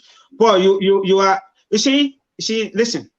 So what we need to set clear is that is the budget approved and appropriation is being made, or Bagman wants to say that the budget that he rejected before he left, or he supervised its rejection, still stands, and that they should present a new one. Well, you see, you guys are confusing us.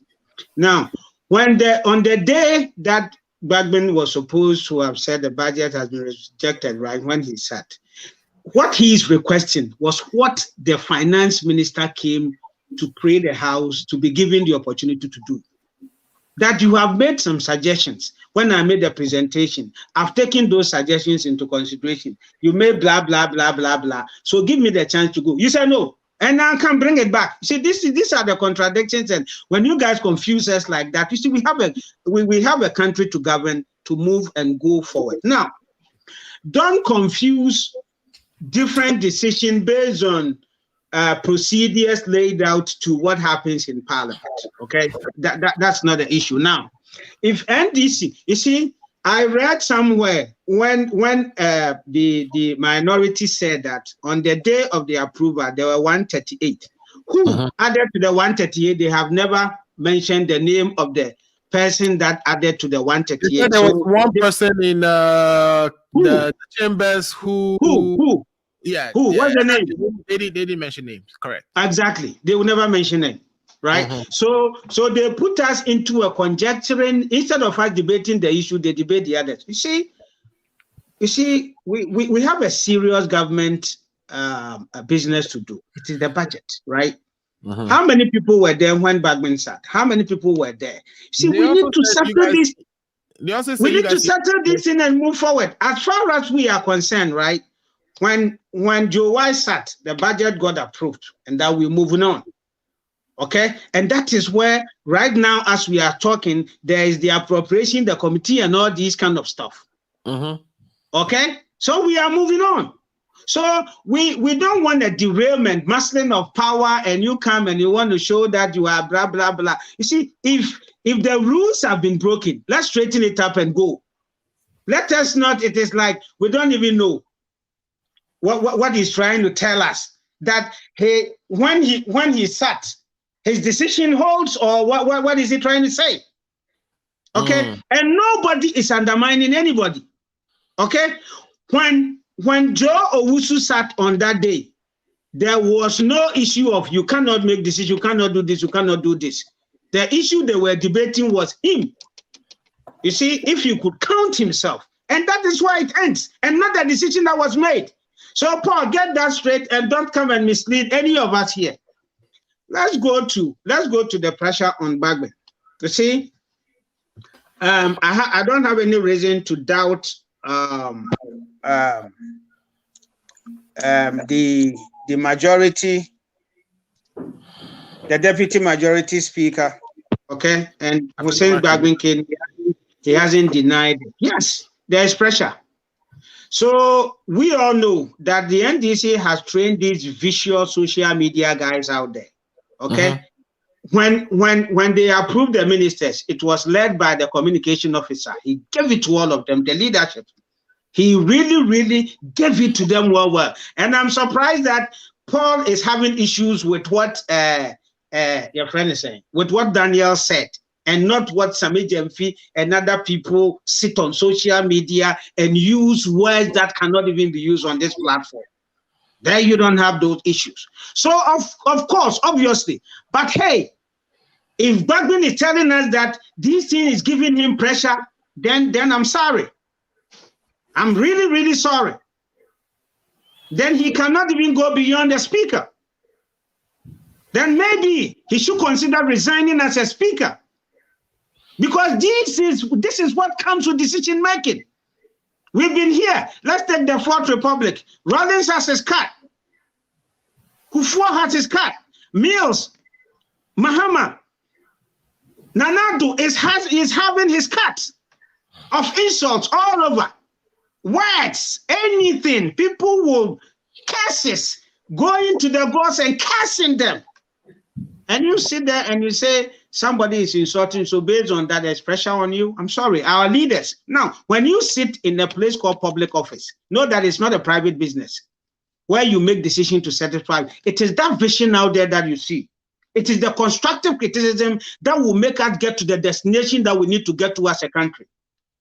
It is not, oh, even if this is good and I do it, someone is insulting me.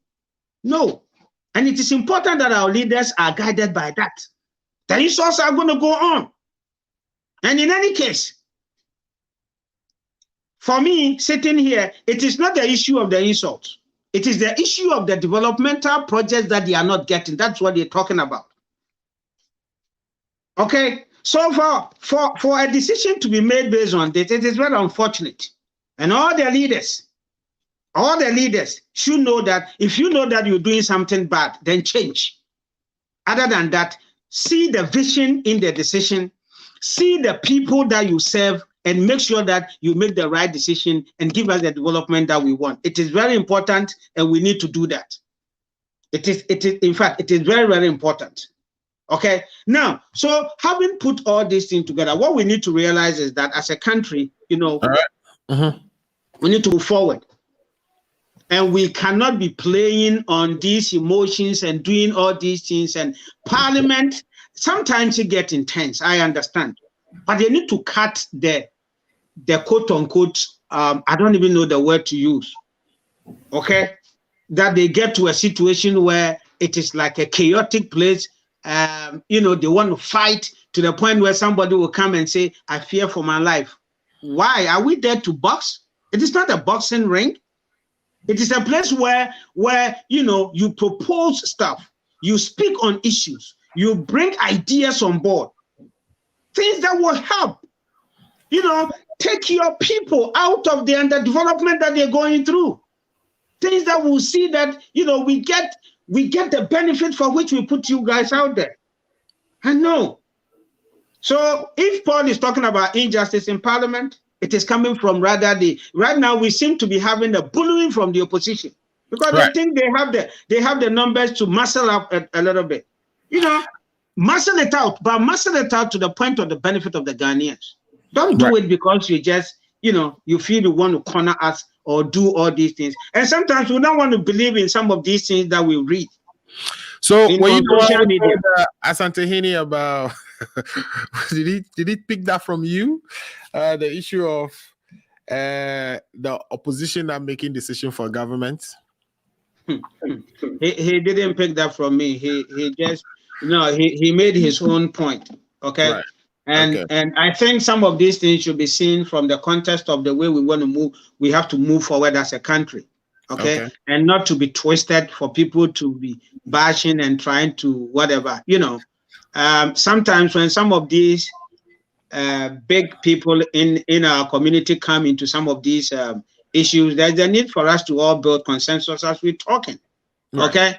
And then move forward, because at the end of the day, we fight and fight and fight and hold government to a ransom. Towards what end? Okay.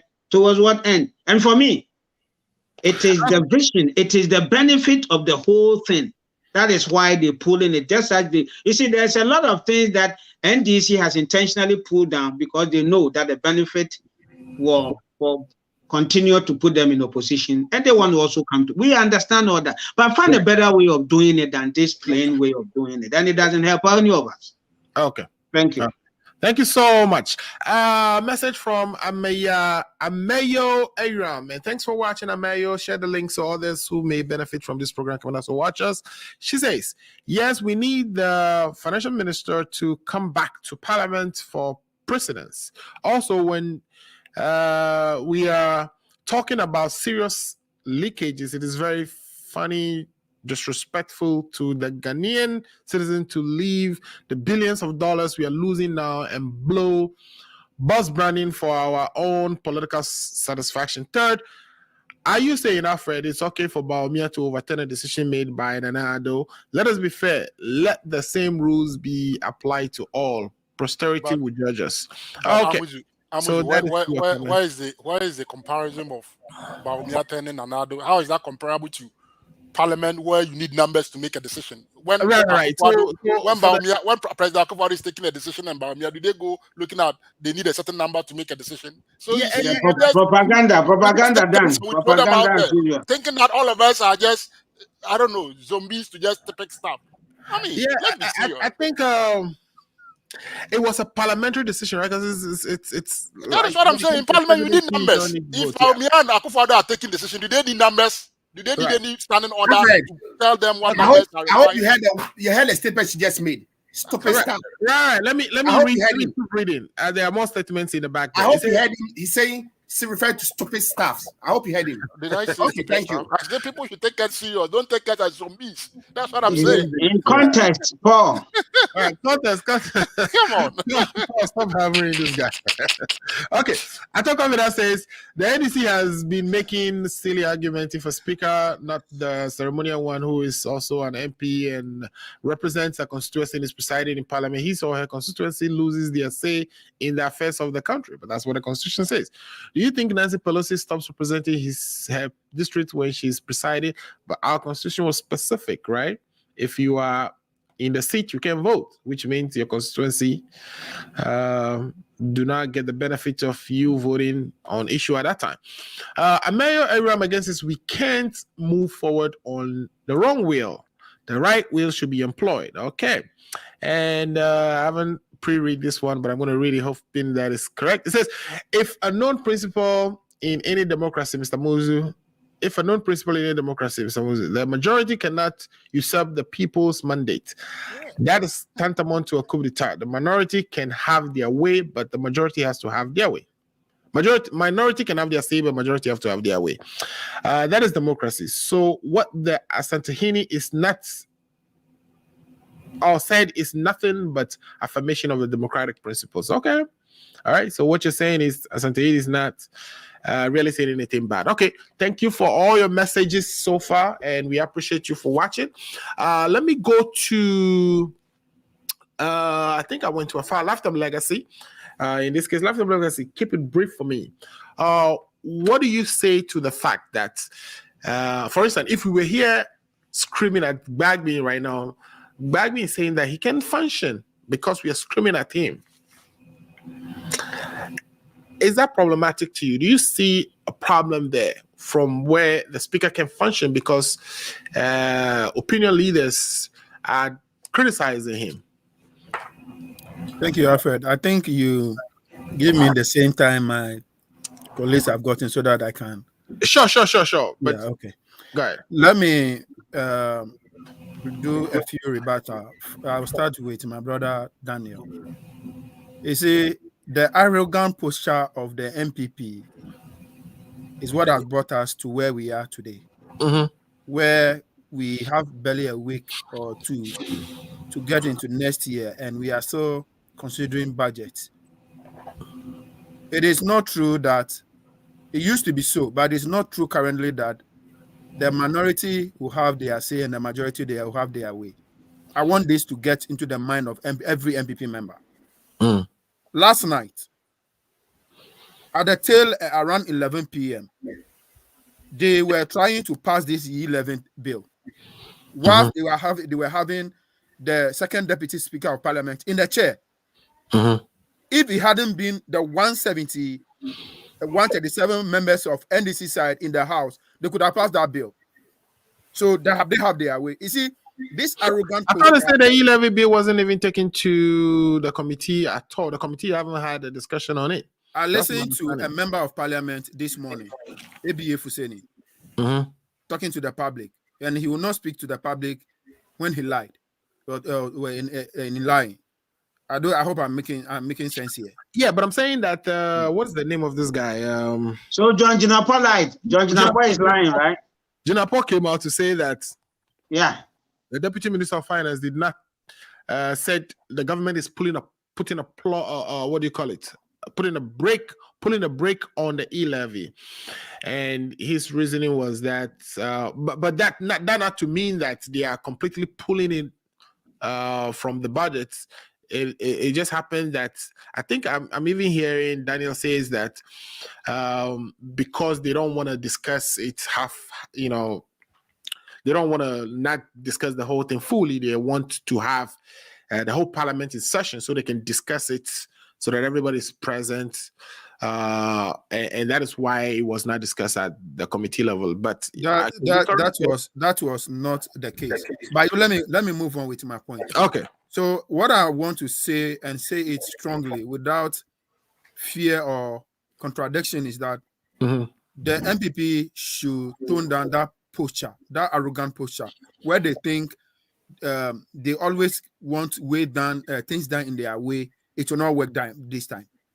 You see, the last time Adjusafo was in parliament, okay, after that day when she showed up, the sequence day she didn't go to parliament, including yesterday, this week. So you still don't have the numbers. You still need the support of the minority to make some of these decisions. I was watching Kili how people were flown from this country. To be precisely, Kennedy Japan was airlifted from this country to go and join the number. While still they couldn't have the number. So it is not true that you minority will have their say and you have their way. Gone are the days. But as it is now, the earlier you people get that into your head, the better for you. Let me move on. In the issue of Bagbin being afraid for that reason, he didn't comment. Alfred, I want to ask a question. Who is making that allegation? Afenyo Markins. Afenyo Markins, yeah. The one who says that the government is considering reducing the e-levy from 1.75 to 1.5, which it has turned out not to be true. Or the one who went and pick a picture from Kenya or Sierra Leone to say that it's water region. So you are challenging the integrity of the message is good as the messenger. Yeah, but shouldn't Bagwin be concerned about that? You couldn't just. I will come to that. Okay. You see, the message is good as the messenger.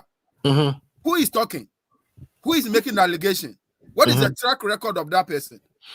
Does not mean the current all allegation those things are relevant. False, but it doesn't mean the current allegation is making it false. I am saying that, you and I were not there, and we don't have the factual. Right. Okay, we don't have it. We don't have the truth to say or otherwise. We are using Afenyo Markins' words against the person who is uttered the message. There is no evidence to that effect. that what Afenyo is claiming indeed did happen. But the track record of the person who messenger, purportedly uttered those words himself didn't say anything. And I am saying that I'll come to that. So the message is good as the messenger. The track record of the person who is making the allegation is questionable. So we can't take his word for this thing. I know Bagben very well. Bagben is a man of his own.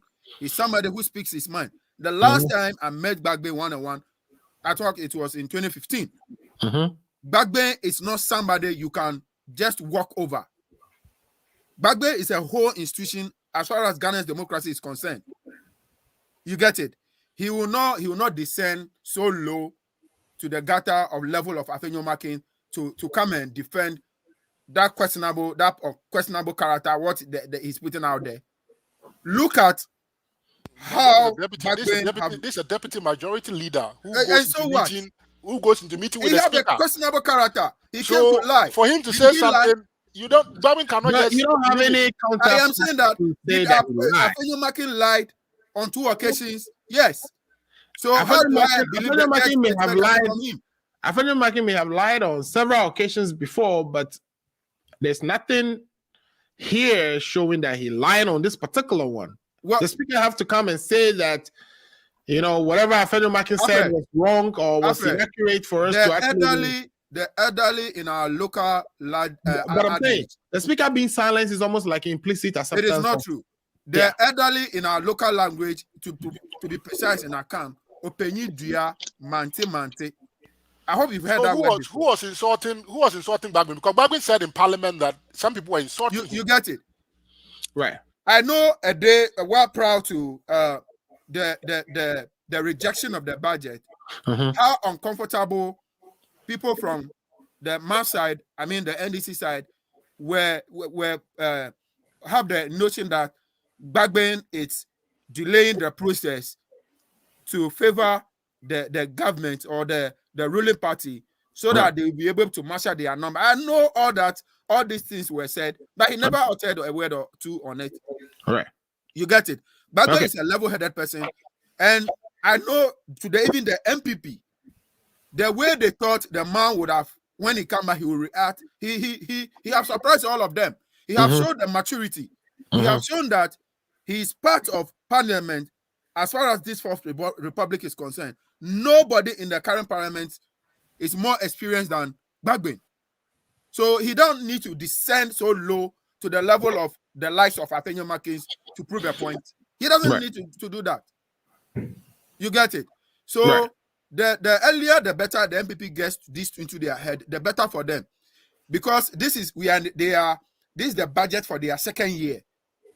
If they want to go by this arrogant posture, always want things to done in their way and favor, it will not help them. It will not help them. And the earlier they get the lessons, the better for them. It is obvious. It's very disheartening to the list to say that people who are supposed to condemn the wrongdoing are trying to glorify the wrongdoing. You and I are living in a civil society. What happened in Parliament, is this something, if we want to be objectives as people, as intellectuals, as some people, we should be justifying? That's why you say no.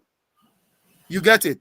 When back then, or the budget was first thrown off, what was the situation? The situation was Haruna Iddrisu conclude his debate. The finance minister came to make his appeal. The the governing side also came in through the Osem Mensa, came to make his conclusion on the debate.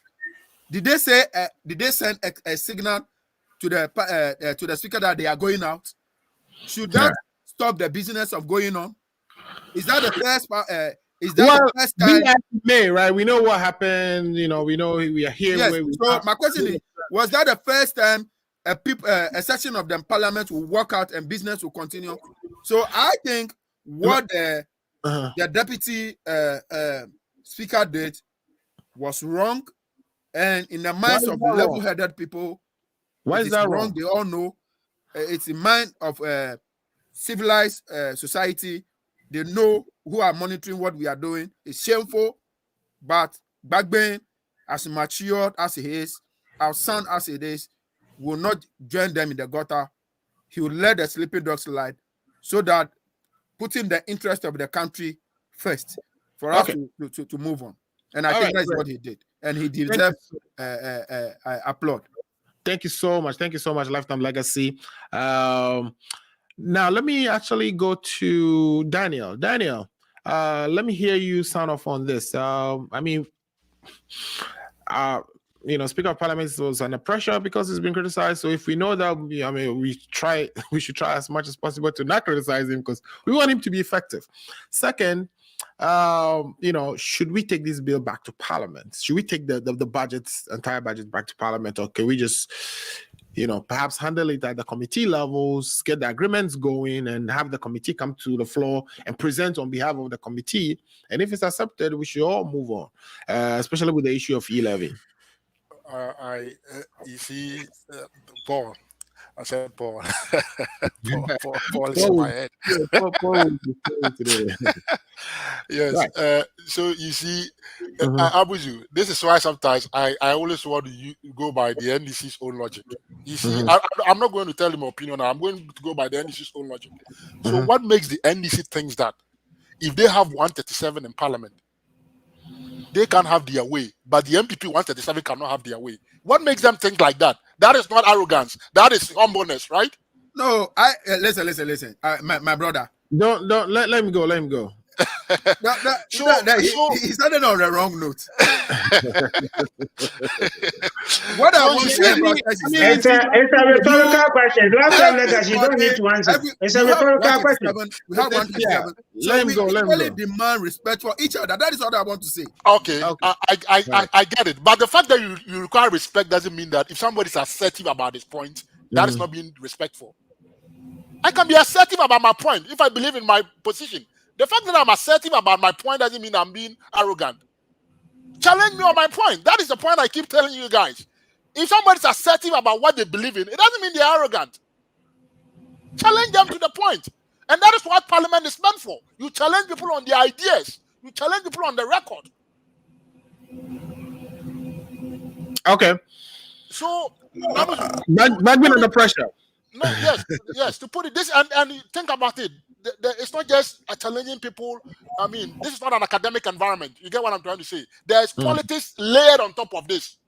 So you can imagine that definitely, apart from challenging people on their point and intellectually trying to make your point in Parliament and trying to win the Speaker's eye, on top of all this is all happening within a political context. It's not happening within an academic context, right? So you see, even the environment is different. And because the environment is different, the emotions and the reactions are going to be different.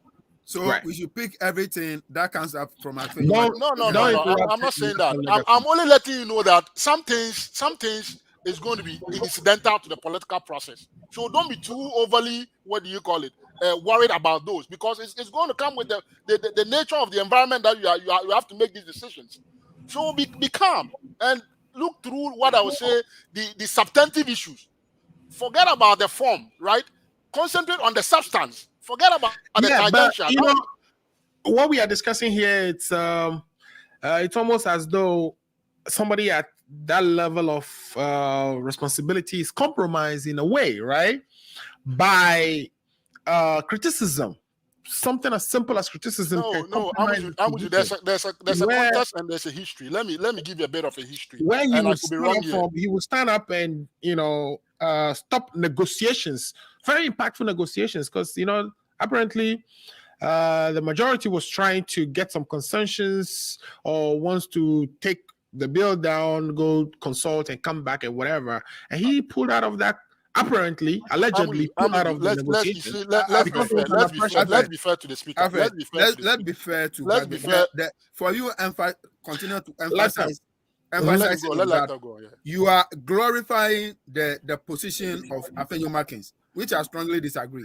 Okay, no, that's fine. I mean, Afenyo Markins made a serious allegation on national TV. And I'm saying that who is the person making the statement? Let's that is very important. I'm also saying to you that he may not be trustworthy for past comments that he has made. Let's not belabor that point. I think we've already gone past that comment has not been challenged. So I don't know why lifetime legacy thing they didn't happen. Let's go beyond that. Let's go beyond that. That's fine. We can live with that. Amuzu, but there's a history and a context here, and let's remember the history and context. The history is that Amuzu, remember that in the past, Bagman had made some statement that seems to be representing the House. And some people came and said, no, Bagman is not a member of the House. He cannot be making statements that represent the House. Every decision that has to be members of Parliament making the decision. Bagman only reflects that decision. Remember, there was this tag and war about Bagman hasn't made some orders, and people are like, this not orders of the House. James Sabunsu had found occasion to challenge him that, hey, these are your orders. This is not Parliament's what? Orders. You are not a member of Parliament. You are just a speaker. You are to coordinate us and reflect our decision in this House. Right. That had happened before. And prior to that, also remember the context that the NDC itself, on their minority side, because of the way the vetting of the ministers went, had consistently accused their members of Parliament of being sellouts. And so coming with this and coming into this particular e-levy thing, the members of Parliament or the minority side were not going to, just do things in the what do you call it, in a back door. They were going to make everything public, put it out there. So this was what guided them to come into the House. And Bagman also knowing that the NDC people had accused him for playing to to what do you call it, the game of the MPP. The NDC people had accused him for playing to the game of what? Of the NDC. Bagman too wanted to be outright out there letting people know that, hey, I'm not that type, right? Like this guy said, Bagman, from what I have observed in Parliament, has shown that he's a man of his own. Even he had cause to fight his own NDC minority. Why? Because he thinks that some people have to live to a certain expectation when it comes to Parliament. And he keeps reminding them that he's been in this House for a very long time. And so he cannot just be bullied around. You get what I'm trying to say?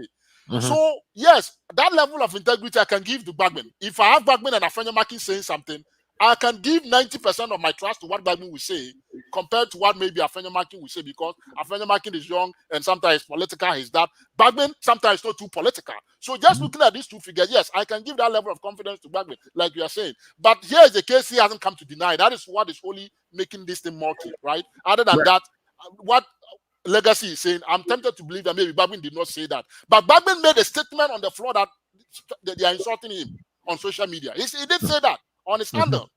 So definitely somebody might have been insulting him. If it's not Kevin Taylor, it definitely might be somebody either from their NDC stock, or it could even be an MPP person who is disguising himself as an NDC person. Who knows? Nobody knows. You get what I'm trying to say? On social media, people can pretend to take the image of or the identity of people and do things and pretend it, put in the name of people. So there could be this whole thing going on. But the issue is not about who is insulting Bagman. The issue is about him saying that because of that, it influenced the decision that he has to make. That is what the problem is. You get what I'm trying to say? But I don't think that, and a lot of people had concern about that it does really influence, Bagman's conduct of doing his professional job in Parliament. Then there's a problem. Then we have a serious problem. But we don't know that from a fact that, I don't know from a fact that that really influenced Bagman's behavior in Parliament. You've made a right point by saying that from where you sit, you know Bagman more than way of doing things with integrity. How do you come back and end with what you are saying? No, we are saying that Bagman didn't. I'm analyzing it. I haven't even made a definite statement. I'm saying that, yes, he has integrity, but he still need him to challenge, right? Yeah, and I've not even made a definite statement because I don't know. Now you are challenging me. I don't have the full. If that really happened, that Bagman quelled him because somebody criticized him, then that is problematic. But I doubt the stature of Bagman, and given what I know, that Bagman will quell him because somebody elsewhere who doesn't even understand how Parliament works and is sitting on social media doing propaganda will be the basis upon which the speaker will say that I am speaker. Whenever speaker takes any decision, he must take those decisions with the standing orders in mind, and it has to be supported. So, well, people can make propaganda. This could be propaganda as well. You get what I'm trying to say? When people want to destroy you, so there could be so many things happening here. But regardless of all that, what has Bagman done eventually? regardless of all that, Bagbin still start in and did what he has to do that he thought was, the best way. He sat in the process, took the process to an end before he left. So as far as Bagbin was concerned, he had decided, the budget had been decided on before he left to his medical leave. You get what I'm trying to say? So that doesn't really make any difference here anymore. Bagbin had already sat in and done what he had to do. If Bagbin had not done that and left the budget approval to the other people, then somebody can say that statement that Afenyo Makin said, it's probably the reason why Bagbin did not want to sit in. But here, who cares? Bagbin had already started and determined the case and left. And behind him, something else happened. Okay. So can you quickly tell us conclude on the portion of where I listened to Bagbin yesterday. I followed Bagbin. When they came into the house, Bagbin did make some statement. And he went back to speak about this very issue of budget approval, budget rejection. Right. And then in there, Bagbin did not really condemn outrightly what Joe Osei-Wusu did. He said that what Joe Osei-Wusu did he used the word procedural challenges. Procedural what? Challenge. That is the key word that he used. That there's a procedural challenge with what Joe Osei-Wusu did. And I think that was a smart lawyer, because Bagbin knows that the fact that he disagrees with that does not make his position automatically correct in law, except that Bagbin was relying more on what he termed as precedents in the House, and was using that basis, the basis of that precedent, to say what Joe Osei-Wusu did was procedural challenging. But remember, I told you that I have no problem with this confusion going on in Parliament. It's a good confusion, right? Somebody will say an elegant ambiguity. Somebody used right. Well, there's the Supreme Court case so let the Supreme Court decide. At the end, they will know whether Bagbin's position is the law, or what do you call it? Joe Osei-Wusu's position is the law. Let the Supreme Court decide for them. So I don't want to even decide whether Bagbin is right or wrong. Bagbin could be right. Who knows? Should we get could be wrong eventually. Who knows? Should the budget be sent back to the Parliament for? No. From what happened, you see, Bagbin was trying to find, what do you call it, a smart way around but from indirectly, what Bagbin is saying is that what Joe Osei-Wusu did cannot pass for the budget. You get what I'm trying to say? So doing it the way he has. But essentially, if there are significant amendments, we want to see. I don't know why Bagbin wanted it that way. Maybe he thought that would dent the precedents in Parliament, and that would create future problems. And therefore, to avoid those future problems, he was advising. Remember, it was an advice. He didn't really put it in as an order. He said, "I advise." So, as for advice, the leadership of Parliament will have to sit down and think through this and do whatever they want to do. If they don't do it, that confusion will stay with them. Let it stay with them in their house. They say they are master of their own rules, and today they are confused about their own rules. Okay, they should live in there and resolve their own confusion. That is good for our democracy. So let them deal with their own confusion. Somebody has gone to Supreme Court, and Supreme Court will determine their confusion for them if they cannot resolve it. And I believe that they have the men, they have the capacity. If they make cool heads prevail, Parliament itself can think through these things and resolve it. So I'm very confident in the Parliament that we have, given the experience of the people out there. It's because of the politics that is playing into it. That is what is causing them to make you feel like they are no cool-headed people. On a normal day, if they have to sit down and think through this issue, they can resolve their own problem. Because the people in Parliament, excuse me to say, we have some fine brains there, and we have some fine lawyers there. So they should be able to resolve this confusion. So I'm not going to be worried so much about that. What is important is that the budget, the appropriation stage, which is the most important thing. Just approving the budget policy doesn't mean so much. The sufficiency of it lies in the appropriation, and that is what they are working towards. So for me, that is the meat or the substance of what I want to focus on. As for these procedural issues, they can deal with that later. I don't want to waste so much time on that. All right, thank you so much for that submission. They were good. Ato, take us home, Ato. I know we're running out of time. We've tabled 3 things for discussion, but I'm sure we are only going to end on this one. We would really maybe just give 1 or 2 comments on the COVID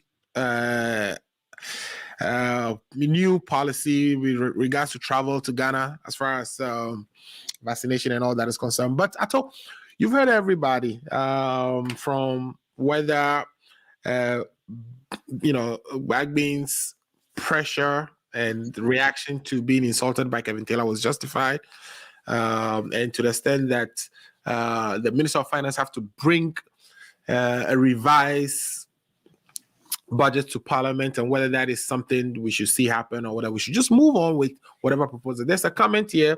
I'm being accused of being biased by Mr. Kasim Abdullahi Dayonga. Hopefully, I got that name correct.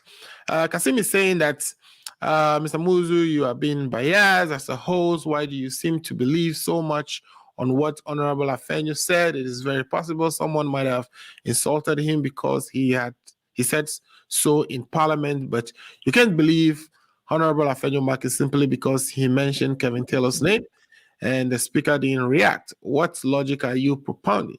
Let us be serious for once, Mr. Muzu. Thanks.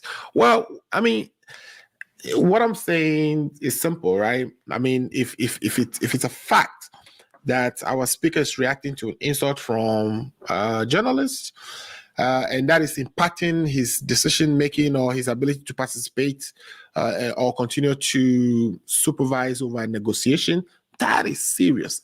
That is very serious, and we should look into that. That should be investigated.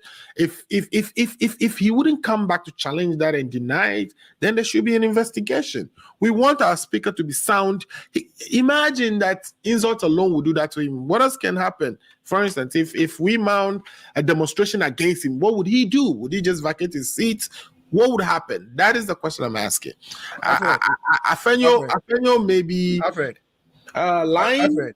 But if Afenyo is lying, we need a fact. We need somebody to speak to that. Yes, like correct. I said, if you know Gbagben well, this is somebody who even within his own government, in the NDC government, made his opinion known. He was attacked. He is somebody with a tough skin. So I'm surprised. What do you call it? You are still going so you are telling me that he's somebody who... but last time legacy. What Samir Jamfi did to the leadership of Parliament is unprecedented. Show me when you've seen an official of the party descend on leadership in the party like that. Give me one example. Did Gbagbe respond to that one? All right, so guys, why do you expect him to respond to this? And what Kevin Taylor is also doing? These are all unprecedented. It is because you see the babes with sharp teeth that you guys have trained. You see, they are beginning to bite you guys, and you feeling the pinch. Okay, admit it. Let's get Ato to come in. Ato, this is your question, so go ahead. Babin responded to Samir Jamfi. This was March 25, 2021. He was speaking to an FM station, and he said that he will not do the bidding of the current NDC. He said recently in the media, on social media in particular, you have heard the blistering attacks of me. I did not play any role apart from presiding. So Biden actually responded to Samir Jamfi. So I don't know what Lifetime is talking about that he would not come and respond. He did respond. He spoke on FM station and he responded. But that is a fact. If you want that information, I can send it to you privately. Or I can send it to WhatsApp platform. Right. But I am actually disappointed at the famous constitution in regards to this position of the deputy speaker and the speaker. I mean, there's no clear-cut rule. Because it says that they can have a casting vote. I've forgotten the other kind of votes. There are two kinds of votes. You can either have a casting vote. I don't know the other one. Somebody help me? Yeah, you can have he cannot have a casting vote. He cannot have there's the original vote and the casting vote. There's the original vote and casting vote, correct. Yes, so the Constitution did not really make it clear. So that's why I think we should, like I agree with Ifa and Daniel, that we should wait for the Supreme Court. But I feel like the premise should have envisaged or preempted that some of these things would happen, considering that leaders can travel or they can be sick and other people can take over. I'm amazed that some people are trying to compare this with the president and vice president. It's like you're comparing apples to oranges. It's like you can go to a court, lose a case, and go to another court and win the case.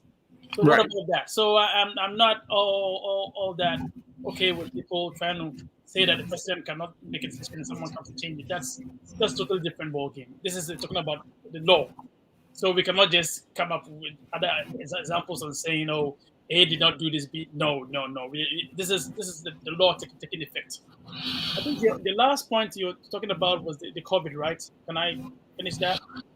Yeah, the COVID. Yeah, let's talk about that briefly too. The COVID, we have a new rules for traveling to Ghana that you have to be vaccinated before you get to Ghana. Mm-hmm. If you are a Ghanaian citizen traveling from overseas to Ghana and you are not vaccinated, that one will be given to you upon arrival. And people were challenging the fact that mandatory vaccinations cannot be a thing. Apparently, our laws, matter of fact, I don't know if it's the department, the act that brought the Ministry of Health into being or so kind of stated that vaccinations can be given by the government as mandated, and citizens have to take them. So what do you say to that? Are you comfortable with the fact that everybody has to be forced to take the vaccination in one way or the other? I am very uncomfortable with that position, but I don't think it's illegal, or I don't think I think we're in the pandemic and we've seen the number of people, mortality rates and the mobility rates in the country. So you can expect that the government is really concerned about what is going on. But Okay. I would wish that, like South Africa has said, that they're not going to mandate people to take the vaccine, but they're going to encourage people. So I think that the best way to do it is encourage people rather than mandate people to take the vaccines. Right. Like, again, I can really understand the public health implications. Yeah. People are dying. We have record number of people dying. Record number of people, and it affects the economy. Like I was saying, it really affected the economy. So Right. I don't think there's really a really good answer to this. The government is being appropriate in saying this, but personally, I don't think that there should be a really clear-cut mandate on that. But I can understand why the government is doing this. We have mortality rates increasing, we have mobility rates, and it's affecting every aspect of our economy. And if everyone has vaccinated, this Omicron virus. But this is at a time when the vaccines, it's not clear what the vaccines are doing, right? Once they tell you, one time they tell you, oh, this vaccine is gonna prevent you from catching the disease. Then as a healthcare provider, I can understand. I mean, this is a novel virus, and we have vaccines. And I mean, you can think about this this way. I mean, the vaccines, you get the vaccines in 6 months' time. You need to, just like the flu vaccines. Right now, we don't have any drug to take care of COVID. So I would rather encourage people to take the vaccines. I mean, I think that the benefits outweighs the risk of vaccines. And like I said, people are dying, so we should have to take this seriously. And I would encourage everyone here to please take the vaccine as soon as you can and when possible. So, like I said, I personally would not think that mandating would be a really good idea. But then, like I said, people are dying. The government is really worried that it's affecting the economy. It's affecting every one of us. So I wouldn't fault them for doing that. Okay, great. So do you want to add your last word for us? And then, I'll pass it on to Paul DeSoso after that, so he can also wrap it up. Paul, I'm bringing when I get to Paul, I'll tell him. So yes, your last word. Yeah, so thank you very much for the opportunity as always. And thank you very much to my co-panelists. It's always a pleasure, and sometimes it gets really heated. I'm hoping that we end this year on a really good note. Right. Thanks for our viewers, especially to my elder brother, Dr. Atukam Nabeidu. I think he can always replace me whenever possible. He has really good ideas. So, Doctor, all the best to you. Thanks. Thank you, everybody. Thank you, Dr. Ato, and for Ato Beidu, who's also been contributing fiercely on our comment sessions. We really appreciate him for joining us today. Let me go to Paul. Paul, you had asked me to bring this, what do you call it? Appendix, so you can show the e-levy. And there it is, actually, line 42. It says e-levy. And what else does it say? And it's earmarking 9,939,000 cedis to be spent for e-levy services. Paul, what were you gonna? So basically, you're trying to vindicate yourself to say this is where you are getting the numbers from, and it's not the money that was budgeted for the entire GRA, but this is specifically e-levy. Is that correct, Paul? And then if you can talk to me about the what do you call it? The vaccination mandate as well. And your last words. Sure, Alfred, thank you very much. That is exactly what I was trying to make, the case I was trying to make. I don't see anywhere in that document telling me that those transaction levy services is the entire GRA of Ghana. I mean, means of collecting taxes or hiring people to collect taxes on behalf of the government. So that's what I was trying to make. That's the case I was trying to make. As I move on, I think with this backbone issue, I mean, it's unfortunate. It's unfortunate that, I mean, we have taken this issue and we are just, because backbone have not spoken, we are trying to, I mean, adduce the fact that it might be true. Right. Backbone just arrived in the country on Wednesday night. Thursday was the first day he sat as a member, as the Speaker of the Parliament. Right. He didn't have to be leaving and coming in and all the stuff. You cannot conclude and say because he hasn't spoken as we speak, so therefore it is true the allegation that was made by Apenyo Markin. Right. For me, Apenyo Markin is somebody I'll never trust because he is the same person who took a picture from Sierra Leone and posted saying that those are my brothers and sisters from my hometown, Kita, doing sun winning. So such a person, I'll never give credit to whatever he says. As may as it is, look, we are all human beings, and as human beings as you are, whether I like it or not, social emotion, whether I like it or not. Right. You cannot conclude and say because of that allegation was making, or because of whatever we have said, it is true, and let's take it as such. As I move on, sorry about this. My little boy is not feeling well. He's on me. Yes, so we can hear him in the background, but sorry about that. No problem. Yeah. As I've said that, I want to move on and make this. Submission on the COVID vaccine. Right. Well, for me, COVID is something that we all need to control. Nobody know the effects, and nobody know how you're going to get it because it's not something you should take as a joke. Right. Okay. The question that arises is the Ghana government that was putting restrictions in place saying that if you are not vaccinated, don't come to the country. Or if you're a Guardian and you get to the airport, you'll be vaccinated over there and all those stuff. You cannot force people and vaccinate people at their own will. But our law says, as I was reminded by Atoko Minabedu, who says that the law is the public health law. That law says, on our book, it says that our government can mandate vaccines. Mr. Amuzu, it's on the public law that every child should be given polio immunization.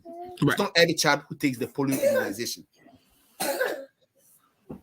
That is why I know even in the US, the Supreme Court over here is trying to make a decision whereby some companies are insisting that, you have to be vaccinated, if not so you have to, stay home and all those things. This issue has gone to court. So we leave it for the court to decide. And for me, if vaccine is the way to bring safety to our people, I'm not against vaccine. I've taken the 2 shots. I'm about to take my booster shot. I am saying that you can't force people to do what they are not ready to do.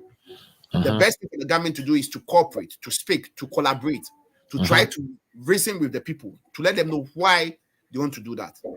And as we say that Christmas is coming, people are going to gather. The virus or the variant is going to, move higher. The numbers are going to increase. So they should find ways and means to mitigate it. That's why I'm going to leave it. And for my closing statement, I'll leave this word over here and say that democracy is meant for people to share their views and opinion. As made that it is, it does not mean that if somebody shares his opinion or view, you come and post the concept and you think it's irrelevant. People should respect people's view because what you think you are posting, you think you are making sense, can be trash in the ear of another person. As a Democrat, you respect people's opinions, people's view. If somebody says something that you think you don't agree to it, come with your counter argument with supporting evidence. You don't just come and post the trash or concert or whatever. Let me borrow the words of Daniel, concert party. I am saying that democracy is tolerance. He should learn how to tolerate people. He should learn because people tolerate his view. I also state over here that it's not all the things he comes to post on platform or says that things make sense to a lot of us. We will not come out and then say or use the word. Don't bash Daniel. Leave him alone. No, it's not bashing. Let's set the record straight.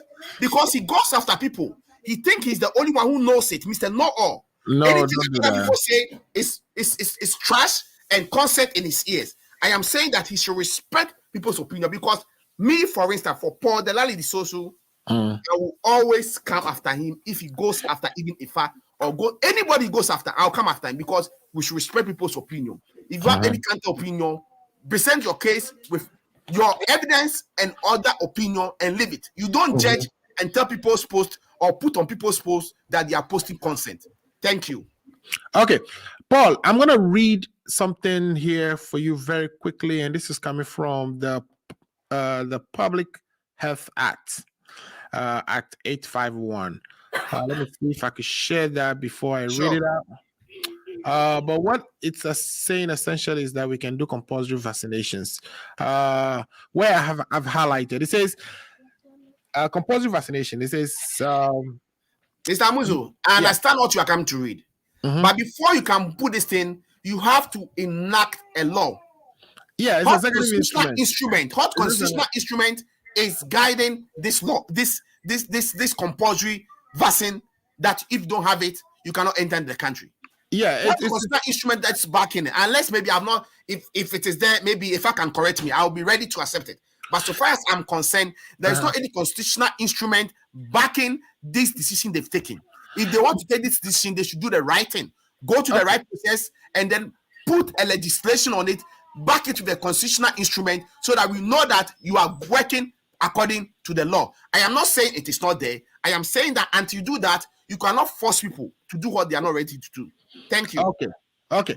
So just so I can, get people who are watching to also see the language quickly. It says the minister may, by executive instrument, generally or with reference to a particular district, area, or place, or with respect to a particular class or classes of persons, order the person to whom the instrument applies who do not produce satisfactory evidence of successful vaccination to be vaccinated by a public vaccinator, unless in the opinion of the public vaccinator, the vaccination would be injurious to health.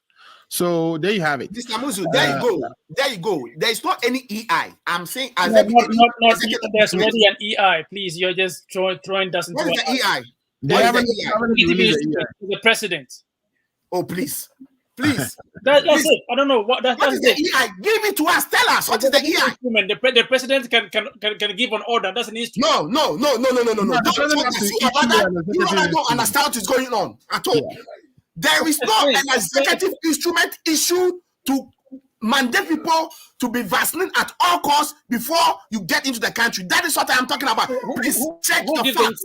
Who gives the instruments? Who gives the order? The order can be given by the minister or the president. And I'm asking, giving that order. I'm telling you that when you give the order, you need to go to parliament. If you give the order, you need to go to parliament. Have you taken any order to the parliament of Ghana? Have you taken the parliament of Ghana? Don't throw that into the eyes of the people, rather. Have you taken any instrument to the people of the parliament of Ghana for them to pass as a law? I am asking you. Answer me yes or no. Simple answer. No. What you're saying is that the president has not done anything about this. The minister is just talking about this. And I'm saying that the president has given an order. About, can you please put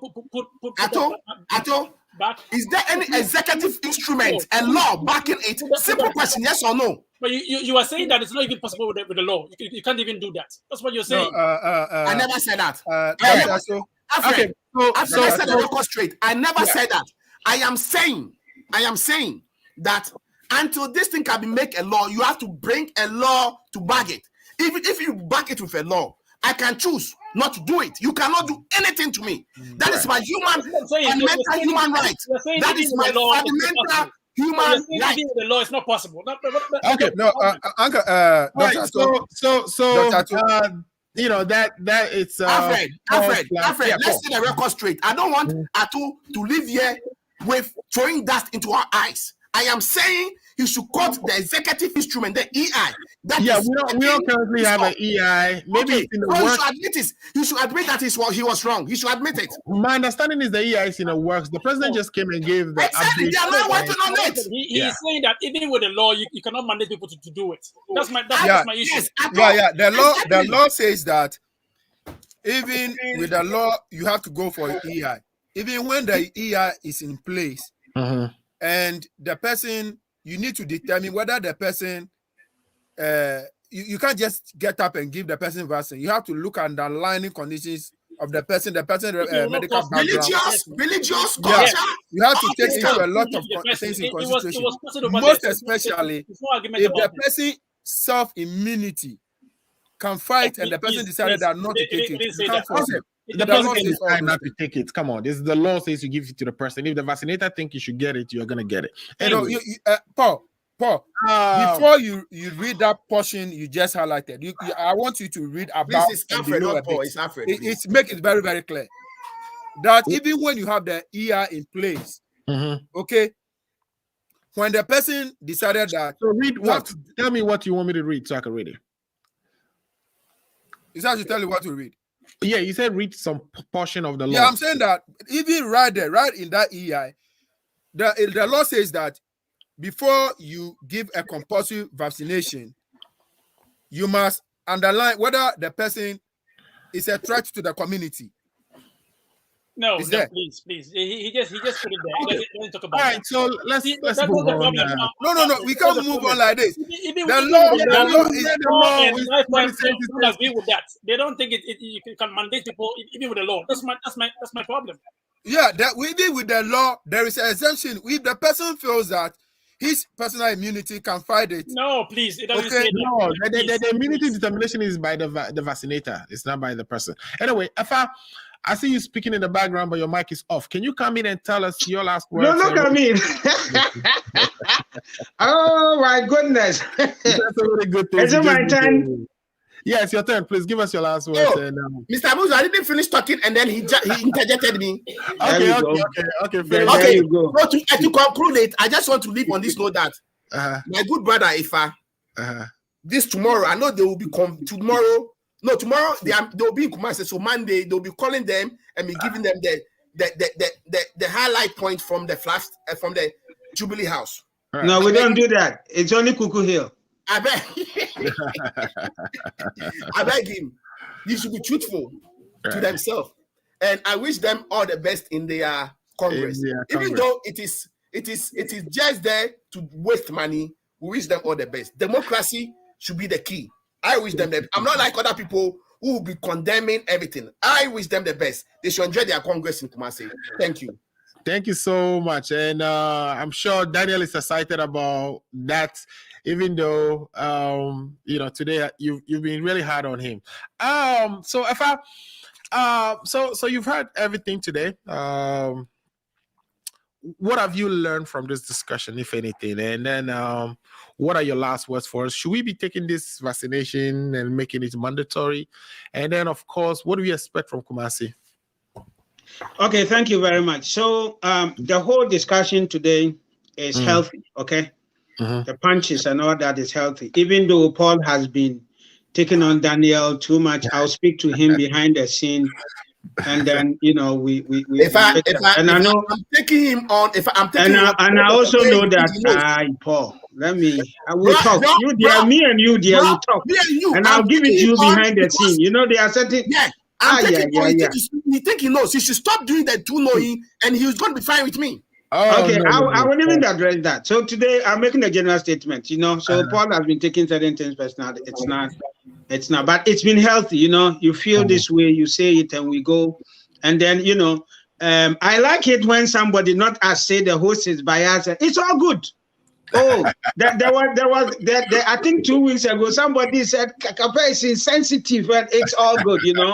you recoil, and then you come back, and all is good. Nobody takes it personal. That is, all these things are part of our life. Sometimes you may not know that you were going off, or you have a strong point, you hammer on it and all that. So it's all good. Now, lifetime legacy. If somebody has made a statement and something happened not to be the case, and then he accepts it, that's perfectly okay. You know, when Mahama met the diplomats, he presented videos that were not true. You know, that doesn't mean that everything that Mahama says is, we should take it off the table. So let us take it like that. Now, I see sometimes A+ said, when you meet a confident person, then they say he's arrogant, he's too known. No, we're confident. We know what we are saying. So what do you start to address? You only made a comment without. Let him go. Let him go. Lifetime legacy. Let him go. We in MPP, you know, if you take this 8th Parliament, we are getting bullied. The arrogant posture is coming from the opposition. It's not coming from us. We've been humble, presenting. I mean, if you propose a 1.75% charge on citizens, of course somebody's going to have to speak on behalf of. There's nothing wrong with speaking, but you don't go pull the speaker. You don't go pull the speaker chair and want to punch. Who is arrogant in that sense? It's funny that nobody. And then during the debate, hold on. During the debate, did you hear Bagbe telling somebody shut up? Did you hear? You heard that, right? Well, he's a speaker. He can tell you to gag. He can gag you down. Exactly. But we shouldn't go to that extent. And who are those people who were telling shut up? We know where he was going and where he was coming from. You know. So the posture has come from the opposition, not from the government. But are you not worried that speaker rule so that we can go speak? I don't want to. Okay. Are you not worried that no parliamentarian from the MPP side found a single thing wrong with the e-levy? Doesn't that bother you? So there was a lot of discussion that went on, right? And when we are discussing these things, my opinion may not be the same as yours, right? Right. We are in government, we see the vision, and we are presenting. That was why when Haruna was briefed, what did he say?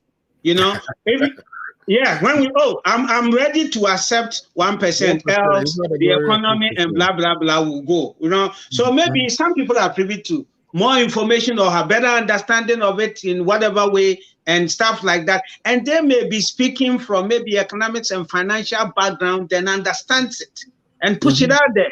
You may have a different background. For all you know, you just looking at people's complaint and you come there and push it out there, right?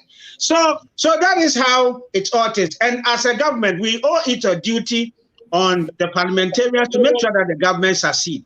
So it is our duty to ensure that. So the question of they agree, they oppose is neither here or there. You know, you want the government to succeed, and we all believe. We believe that this will help.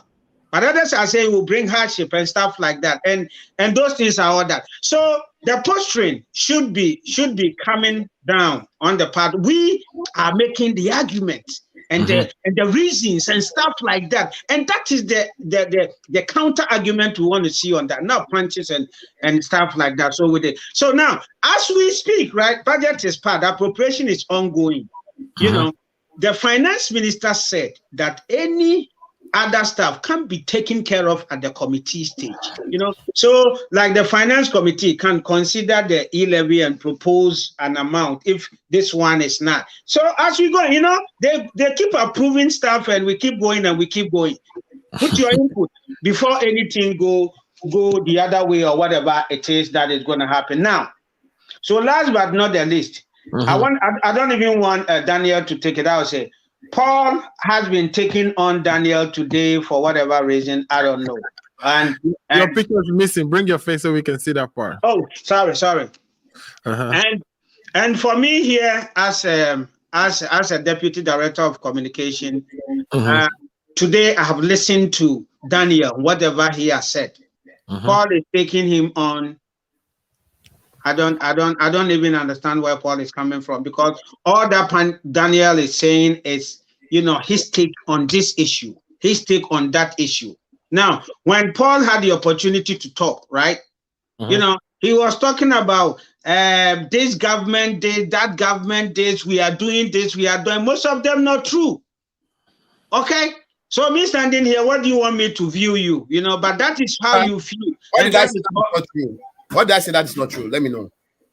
Okay, so that is my view, and that is No, that is how the whole thing points. Now, finally, if he said Foriata was making money, 240 million, it was Foriata's money. Exactly. There's no Foriata company in there and all that. Most of these things are life and that. But having said that, right? Having said that, with regards to the vaccines, right?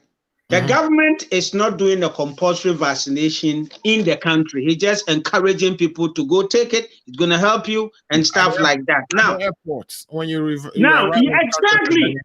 There are countries. There are countries. They say don't come in. Okay, countries have said don't even come here. Stay where you are. Ghana is saying if you want to come in, this and this and this. Today I dropped 3 people at the airport. Okay, friends, they asked me to take them there. We went. Okay, are you vaccinated? Are you this and that? Are you in touch with? Yes, you got to do it. That is what the government feels right now. Now, the problem we are doing is that the COVID-19 committee that was set up by the NDC, they should listen to Dr. Buamat and all that. If they are the ones feeding Sami Jempi, sometimes, you see, the truth of the matter is we all don't understand this virus. And I think on the platform, I've had discussion with Dr. Ato. Some things don't make sense to us reasonably. Okay, but from a medical point of view, Dr. Ato understands it different than I do. Only Dr. Buama understands it different than I do. And, you know, the epidemiologists and blah, blah, blah, and all these people over the years, this is not the first time we deal with such an issue. It's been dealt with in the past. They follow a pattern, and that's how they were able to conquer it. There is a procedure to administer emergency vaccines. Have we breached it? The issue is not whether it's working or not. We got to do something. In the midst of emergency and all the, we have to do, we cannot just sit down. And that is what all government and everybody is doing. And so far, something has been working. Somehow, how, we don't know. Okay? So, in the course of doing it, please, let professionals handle this. How are we going to feel when there's a cyber attack and doctors are talking?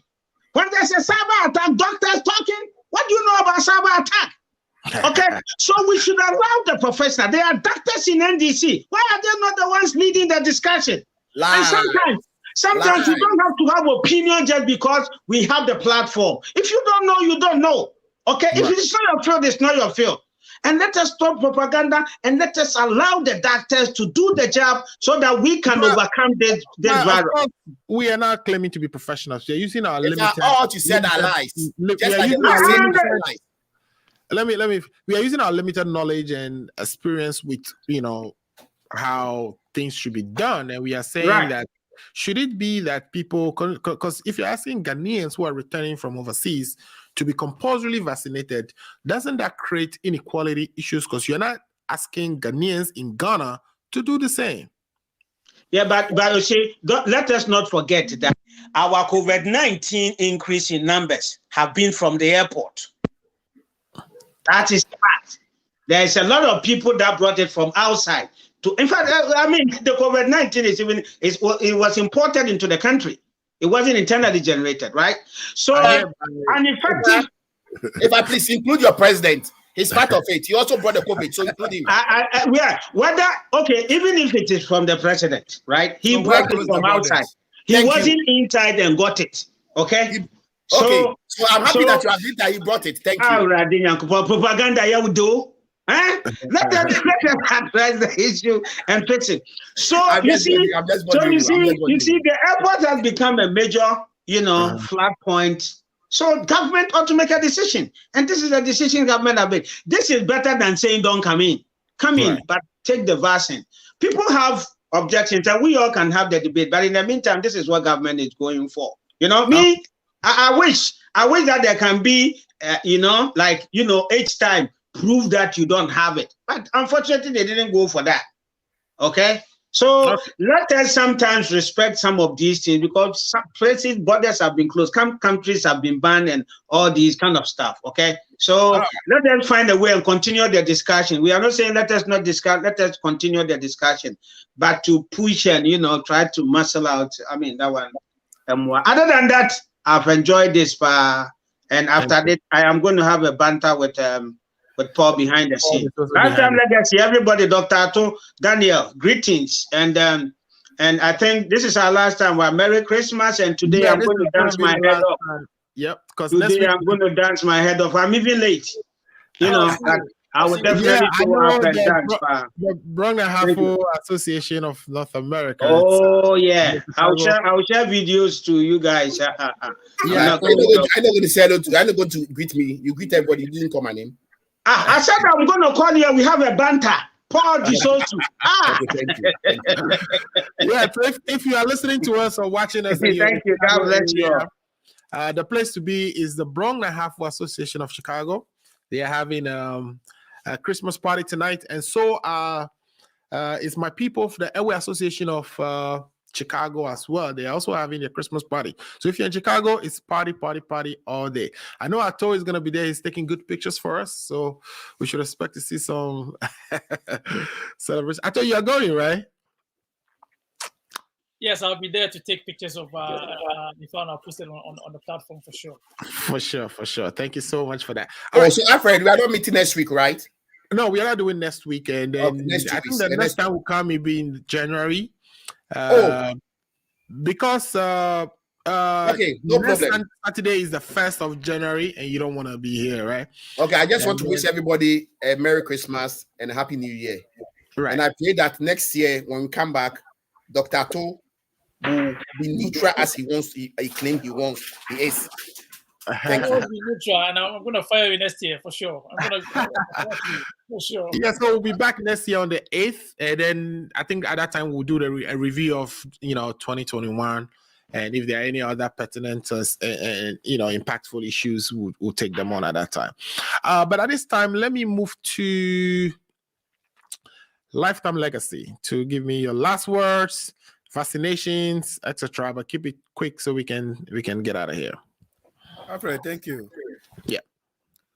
A year ago by now, I got COVID.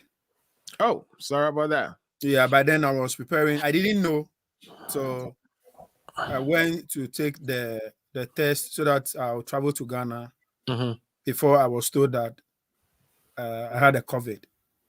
So I'm unable to do this thing. So I have to be in the room for about 2 weeks later before I went again, and I was told it's gone without taking any medication. I think I was only taking my ginger and lemon as I do normally, just to calm my pressure down.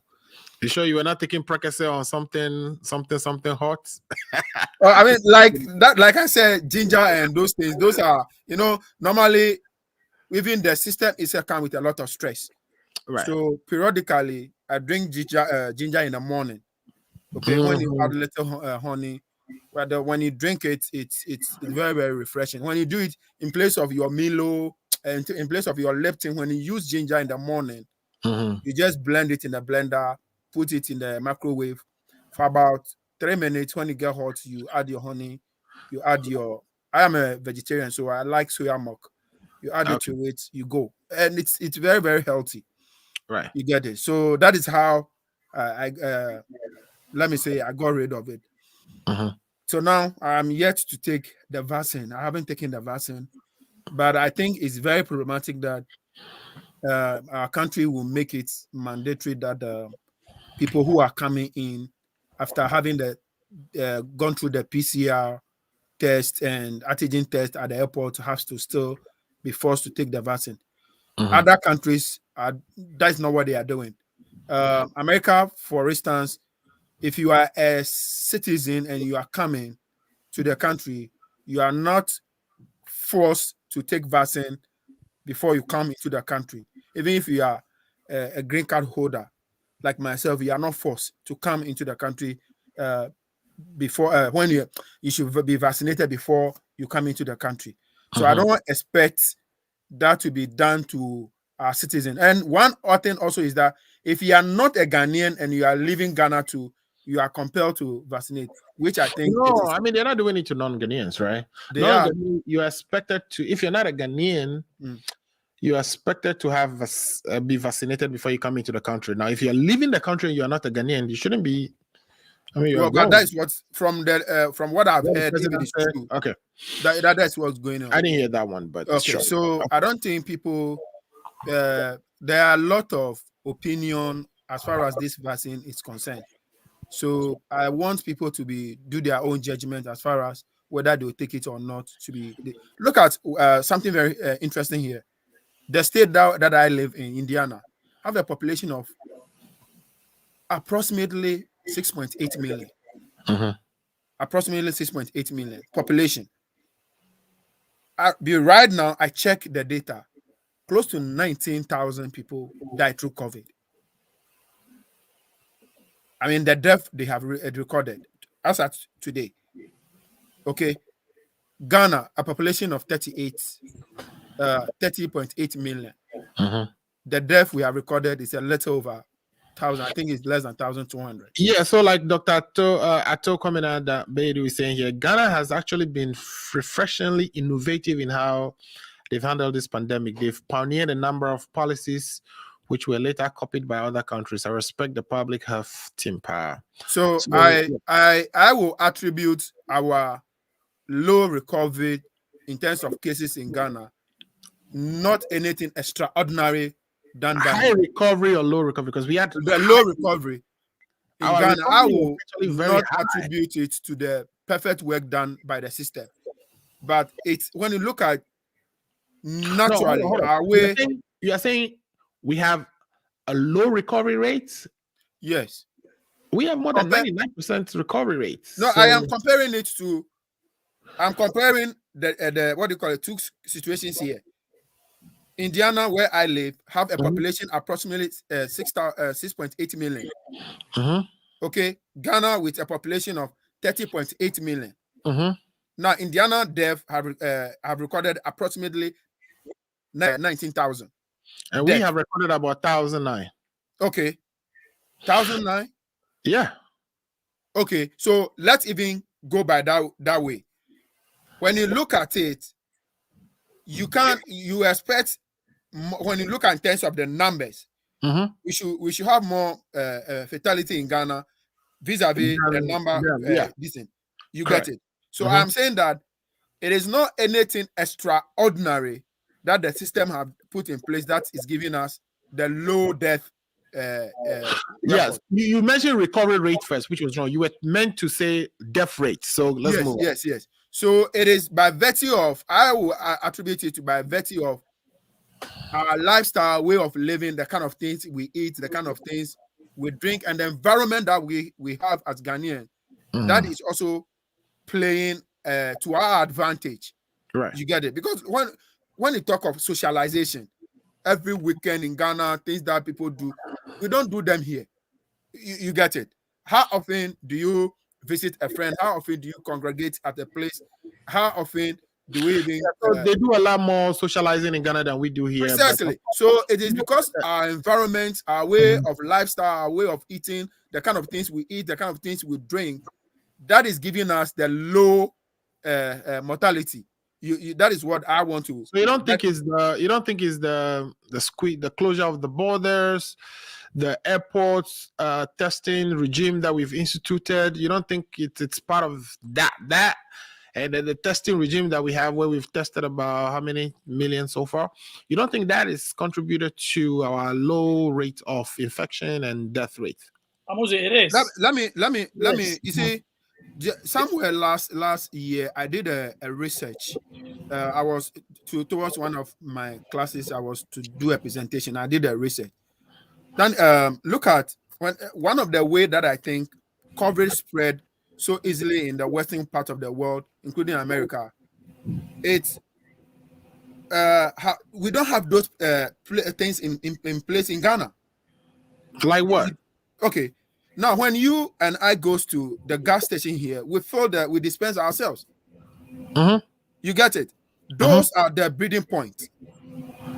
That is one of the breeding points. Number two, people are buying food, and you have a dashboard, people delivering the food to the people right in their home. People who are handling the food before it gets to the person, how the person who is receiving the food and consuming it without taking those precautions. You see, those are the breeding grounds. You But think when you look at the way we buy food here is worse than it's worse than the chow bars in Ghana?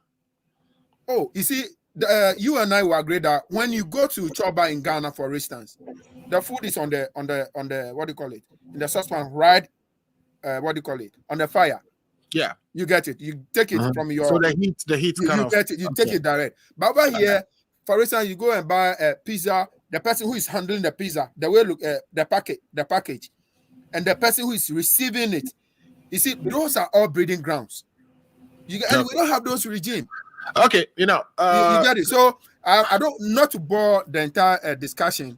I am of opinion that people should be allowed to take the vaccine voluntarily. It shouldn't be made mandatory.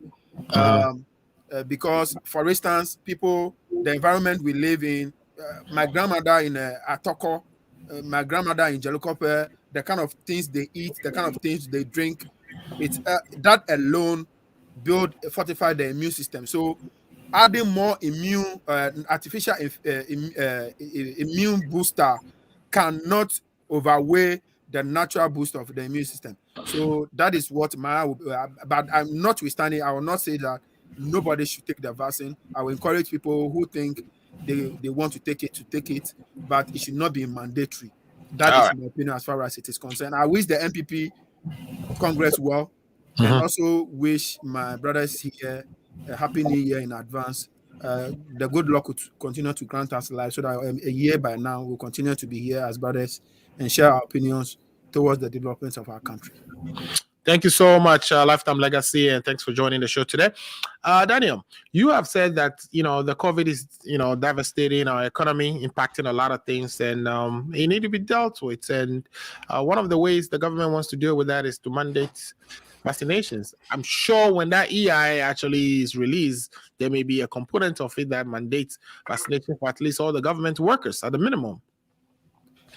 Because we know vaccine has. Alfred, I want to sign out so that I get myself organized to go to work. Sure, you good to go. Thank you. Yeah, but I think on the latter side, Ghana government is always using COVID as an excuse just to milk the citizenry.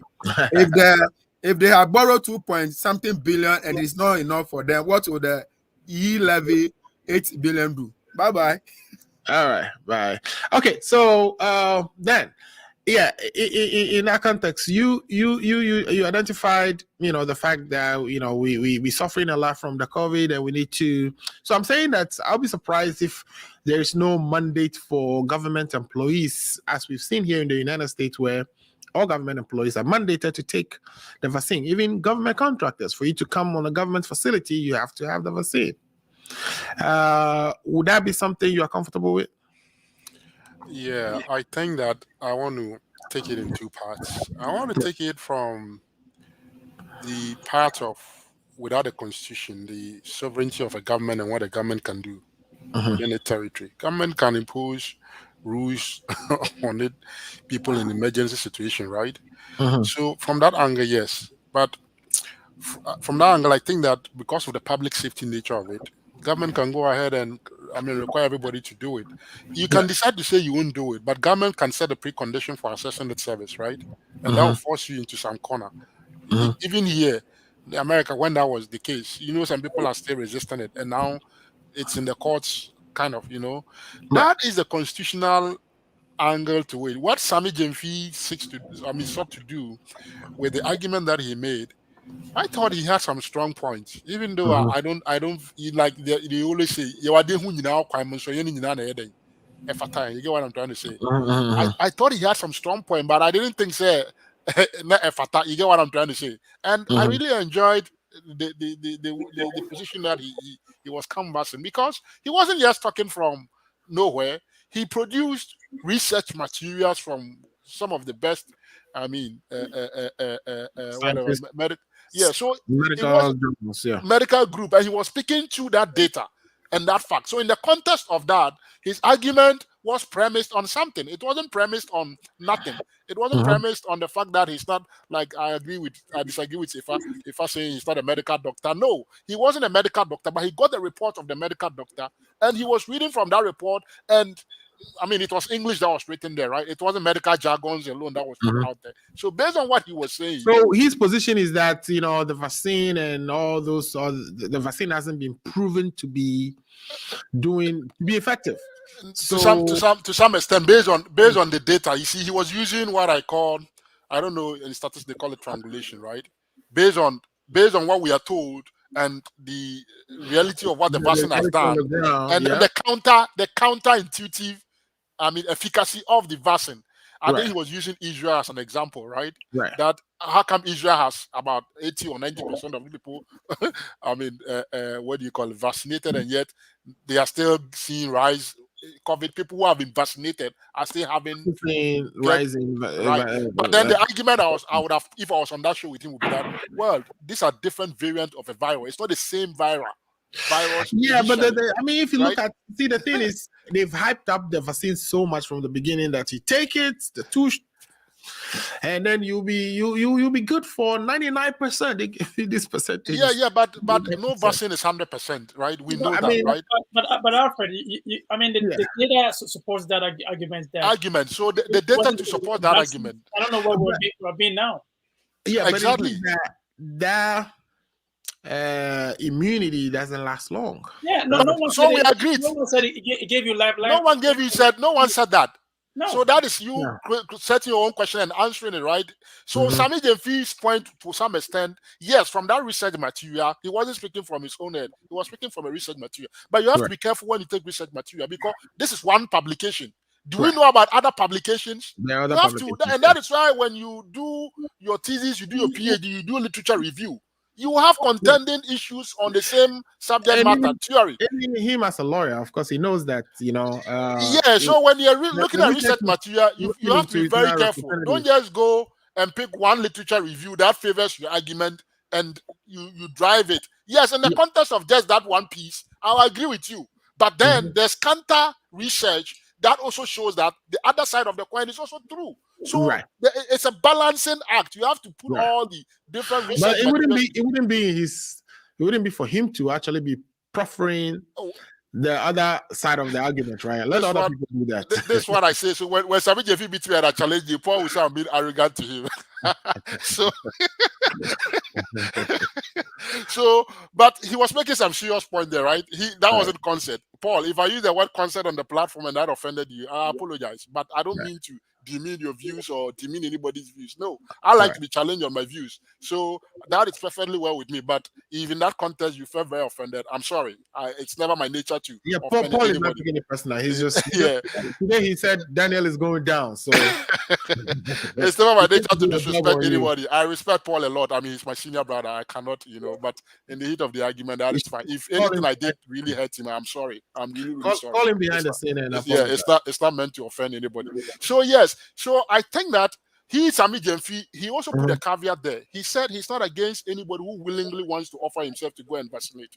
But his problem was that based on the order that was released by the Ghana Medical Association, it didn't make exceptions, right? And he knows that this vaccine affects people with some health, a chronic health condition. And therefore, if you're putting a public, and I thought that was a good point, make exception and at least don't make it look like if somebody had some chronic disease and the vaccine will impact him negatively, the person knows that it will impact him negatively, you still force him to go and take it. That is not a reasonable approach. So I think that was helpful. And then he said, you know what? I don't believe, based on my reading of this research material, I am convinced by the information in this research material, and I want to go by it, regardless of whatever other research material you know. But what I have read, I want to go by. Don't force me. Let people willingly do. But if you want to go and do it, go and do it. I won't stop anybody from going to vaccinate. So he didn't put a blanket statement out there and said, let nobody go and do what? Vaccinate. Yeah. So, being fair to the fact and being fair to him, this was his point. And I think from a personal perspective, now I'm going to tell you what I think. I think that, like you said, me giving the evidence of what I've seen, I think that the vaccines do work. And I know that vaccines are not 100%, going to protect you. But they provide some immune, to fight. Like, so it's like risk management. You are trying to manage a risk. You can't eliminate the risk in this case. We are not eliminating it. We are trying to manage, the risk so that we are not in this, we are not overwhelmed by the impact of an emergency like this and a situation like this. And then the other thing too I want to add is that the research material that Samiji enforced, if I was, what do you call it, OB, I would have asked him that, well, when you say they are getting new infection, we are beginning to see new viral, right? The virus mutates, we are told. Something that mutates, the fact that you had one, who knows whether the second one you had is of the same, what they call it, say the genotype or whatever they call it, that gene sequencing. Who knows? They might not be the same, they might be similar. So if they are similar, that could tilt the way the vaccine, reacts to that. And so it's not surprising that even the people who get reinfection, they don't get severe reinfection. Right. So that should tell you something, right? That means that the impact, there's a moderating impact of the vaccine. Because I'm not being told that they get severe infection. We are being told that, yes, they get infection, but it's not as severe if the vaccine was not there. When the vaccine was not there, we all knew the nature of the infection, right? Right. So we should be mindful when we take research materials and not just ride with one article or one. Yes, that article could have seen something counter. And think about it. In research, we have 95% confidence interval. We are 95% confident that at all times something will, but it means that there's some 5% error that could happen. If you say something is 95% likely to happen, it doesn't mean that once in a while you won't have the other error 5% happen. You could have one in a while, those who slip through it. But we should understand it in that context. Nobody said it's 100% immunity. Nobody ever said that. As far as I've listened to all the vaccine experts or all the news around this vaccine. So I'll say the Ghanaian people, hey, you have managed yourself so well. At least the management process have not ensured that you guys have not, you saw early that this virus was coming from outside. You took measures, appropriate measures to do it. If the vaccine is there and it's available and it is not going to have any impact on your life, please go out there and have it. After all, we all have had it. Have we died? Has anything changed? So why will you, want to put yourself in the risk that we all know exists out there, that if you are not vaccinated, your chances of dying, we are not saying, look at the words they use. Your chances of dying, they will say, are 13 times, 14 times. That doesn't mean that 14 times will apply to everybody. But in general, the chances of dying will be 13 times. But there are some people whose chance of dying can be 1. But they are using an average. You see how they use these terms to summarize the generality of how these things work. When they say 13 times likely to die, it doesn't mean that everybody, that will be applicable to everybody. But generally, that's what is going on. Some people, it can just take you 1 chance and you will die, right? You might not have that 13 chance applicable in your specific case, depending on the nuances and the specificity of your particular, infection. So I think that I believe in the vaccine. I think they've worked, and I think that, everybody should get it. And now that we have a lot of them out there, people should go and get it. It saves everybody's life. But the other thing too is that if 80% of Ghanaians decide to go and have it and the 20% doesn't have it, I will say that risk is not too much of a concern, right?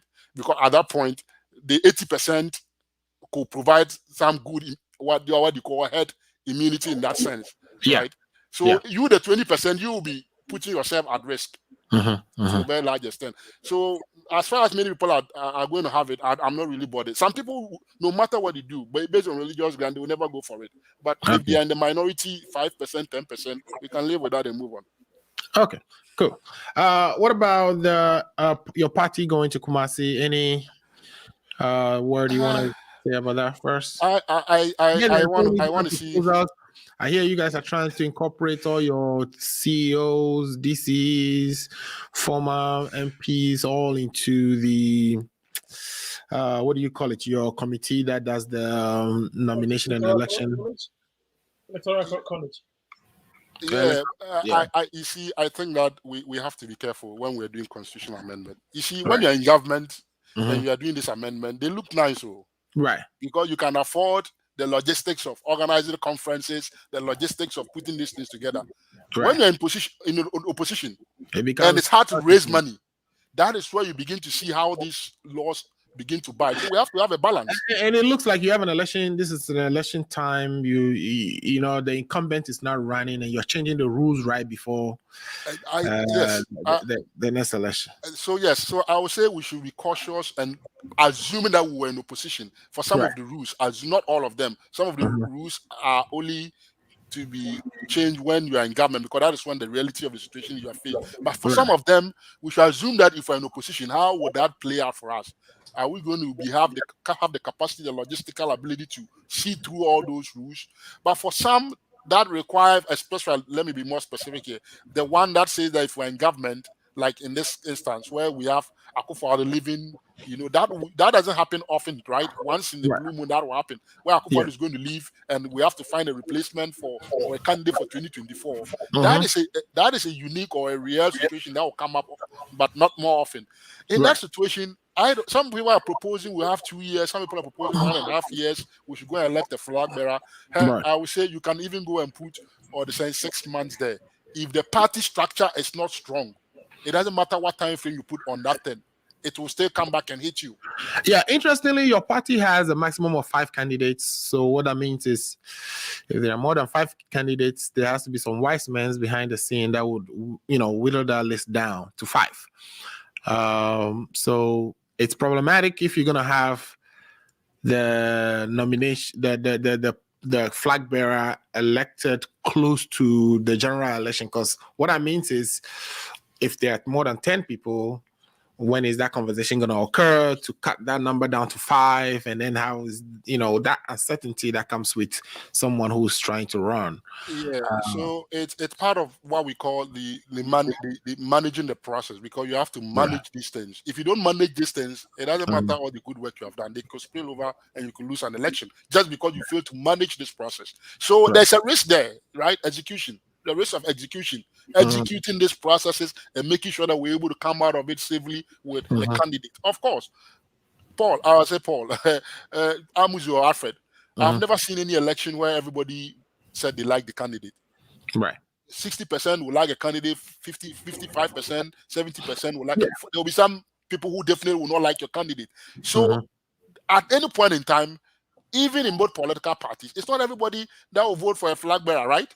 A particular flag bearer. Some people, but it is how you manage the dissent or how you manage that process that is key. So regardless, I don't care. I have my favorite who I'm going to support, but if the process kickstart and we have to go into who are you supporting? Oh, I'll let you know at this point. It's early. You almost said Dr. Something. Regardless, I don't care. I don't care who leads the MPP, right? Especially given the 2 big runners. I don't care who leads, because I think that they are all capable, they are all competent, and they can do it, right? So as for me, at the end of the day, once the party decides whoever is the candidate, I'm going to follow that candidate. I'm going to do my best to campaign for him. So I'm not too bothered, but I have my preference, of course, and it's not wrong to have my preference because of some reasons. So I will say good luck to us. We should take it cool. We should observe the COVID protocol, and we should make sure that whatever comes out there, I think that it will be, I don't know, maybe the NDC might have to learn from what we're going to do, because eventually they will also maybe one day they will have the same issue on their hand.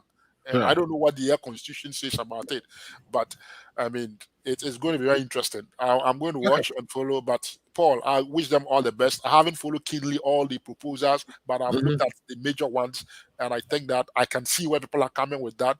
But for those that are not specific to what I just talked to you about, we should be mindful and ask ourselves if we're in opposition and that rule is in place. And if it has to do with logistics and has to do with organized election, do we have the money? Do we have the capacity? Have we registered members? Do we have a consistent source of income that we can use to manage? So when you expand an electoral college, be mindful about this thing, because if you want to be truthful to yourself, when we're in opposition and we're organizing this, election for electoral college after we expanded, look at the struggles that we had to go through. Yeah, it wasn't easy. It wasn't easy. Right. So you see, you have to have this fine balance. If you don't have a consistent source of financing your party and you're going to rely on just a few financiers and you're going to make rules like this, start asking yourself, if the time comes, where are you going to get the money to? execute all these constitutional provisions that might require an extended electoral college. So there need to be a balance until we have the consistent means of financing our political power without relying on anybody. And even in opposition, we can handle that. We should not be thinking too much about expanding. I know Ato likes for all the electors to go and vote. Ideally, I would prefer that. But that has to be balanced against the resource constraint too. Right? Mm-hmm. And that is for me the big issue that I have here. And similar to the NDC, when you're in opposition, raising funds is not easy. Yeah. It's okay. So it goes both ways. Thank you. No problem. Thanks for joining today and helping us break down some of these issues. Ato, I'm going to ask you the same question. Who's your favorite candidate for the MPP flag bearership? And also, COVID vaccine. Are there side effects to that? If there are side effects, because it seems nobody talks about that a lot. All we talked about is, the immunity is able to provide you. We know people are taking the booster, people are taking the booster to the booster, etc. Is there anything we should be worried about? I mean, Alfred, in regards to the vaccines, I mean, if you're crossing the road, there's a risk. There's a risk just by crossing the road. Right. What is the downside to that? Yeah, I mean, you get hit by a car, but how many times does that happen? I mean, if you study pharmacology, you know that every medication has side effects. Mm-hmm. But then you only worry about the benefits and the risk. Right. And in this case, the benefits outweighs the risk. But I've not had a single side effect been discussed, Oh, they've discussed the side effects. Soreness on the side, having a fever after the shots. Uh-huh. I mean, those are and there's some long-term side effects of getting the vaccine itself. I mean, the research has not really come out with long-term side effects as getting vaccines. Because so if I can explain. Mm-hmm. What the Pfizer and Moderna did was they took the spike of the coronavirus. You see, it has some spikes. They took that and they made that into a vaccine, like spike protein into the vaccines. So what it does is it goes in your system, and then your body is supposed to come up with antibodies with those spikes. So say if you get the virus comes with the spikes. Your antibodies would attack it. So it's a very simple process of doing this. Although it's complicated, it's the understanding is very simple. You take the spike, not just the entire thing. So some of the ladies complain that their men have since the vaccination not been functioning the way they were prior to the vaccination. So I think it's psychological. I've not had any. All right. if you get a COVID, you may have some business, but honestly, I have no experience. You don't have that experience, okay? So and it's not documented anywhere, so I don't think it has anything. And in regards to the MPP, I'm really torn between Bawumia and Alan. I mean, but I would want to see Bawumia face NDC candidates because it appears anytime he speaks, it's like the NDC shift. They have COVID symptoms all of a sudden. Right. No pun intended. So you can see that the NDC, the MPPs, you don't see Alan engage as much, right? Maybe You're because, right. You don't see him engage as much. Alan is a tough candidate. He's on the but Bawumia has a platform. But he has a platform. What I see is that when it comes to like independent voters, right? Like people who are not MPP, right? Uh-huh. Who are not typically MPP or who are sympathizers of MPP. They gravitate towards Alan. They will gravitate towards Bawumia. Why? Because, like I'm saying, because of the plan, because Bawumia appeals beyond just the MPP, right? He appeals a little bit more beyond the traditional MPP folks. So they gravitate towards Bawumia. But when it comes to like a typical like MPP, right? They will gravitate towards Alan. You get what I'm trying to say? Yeah, because you hold Alan in equivalence to the current president because Alan had mounted a challenge against him in the past. So Baumia is like a newcomer, and there's that seniority in our politics. People really... Yes, but the problem is that the timing and context, that's what people sometimes forget. In politics, there's timing and season, right? And there's context. And depending on the season and the timing and what is happening, it will change the dynamics, right? But that Alan base, you can't discount it. At least that 30, even if he had 40% before and they've reduced, at least he can be guaranteed 30% going, right? We don't know the Baumia base yet. All we know is Daniel, don't give filler too much. My only fear is that Alfred, my only fear is that some people would say it's either Alan or bust. It would be like that Benny syndrome. It's Benny.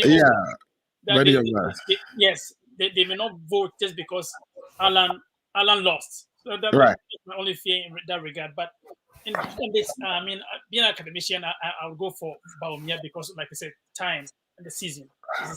Season. Yeah. Okay, cool.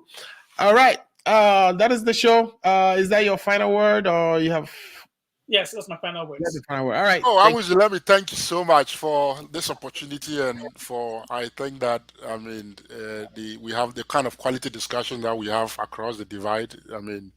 And let me thank, what do you call it, my NEC friends and Ato and Kakape for giving me the opportunity to be here. And hopefully next year we'll have a lot to discuss. I think that whatever we all do, everybody makes time to come here. It means that everybody means well for their country, right? Right. So, that is the good thing about it. So I'll say Happy New Year and Merry Christmas in advance. Let's hope that we overcome COVID. In 2022, and don't have to deal with this stress and another virus mutating itself and having another name. I don't know how. Let me ask you, how did they get the names? Omicron. Who determined I don't know who is this. Just like when there's a tornado, there will be names. I don't know how they come out with those names. So those are the Greek alphabet with the tornado and stuff like that. They have names already set up for those. Right. They have names already for the next tornado or the next hurricane. I think there's the last one they said is going to be Z or whatever, which will be uncontrollable or whatever. We will not be able to control their names, Greek alphabets. So okay. It follows the one after the other. Alpha, Delta, Omega. Okay. Yeah. Well, I heard the last one will be Omega. I'm sorry, not Z. Omega. Alpha and Omega. Okay. Thank you guys so much for joining the show. It's been great. We've been on for at least 3 hours, 26 minutes. On every Saturday at 2 p.m., the Ghana Agenda is on, and I bring nothing but the best guests to come and deliberate the issues that we table for discussion. Today's been fun. We talked about so many interesting things, the last piece of which is the vaccine. But we discussed the way forward for the budgets, and we also kind of briefly talked about the COVID vaccine mandates that is likely to be announced by the president or be already announced by the president, but likely to be released in an executive instrument. And right now, as we know, it's people returning from overseas. Ghanaians may get the jab at the port if they are not already vaccinated. Anyway, that's been the Ghana Agenda for this Saturday, December 18th, and it's going to be our last for the year. Please share the link so that others who could benefit from the program can join. On that note, we'll be back on January 8th.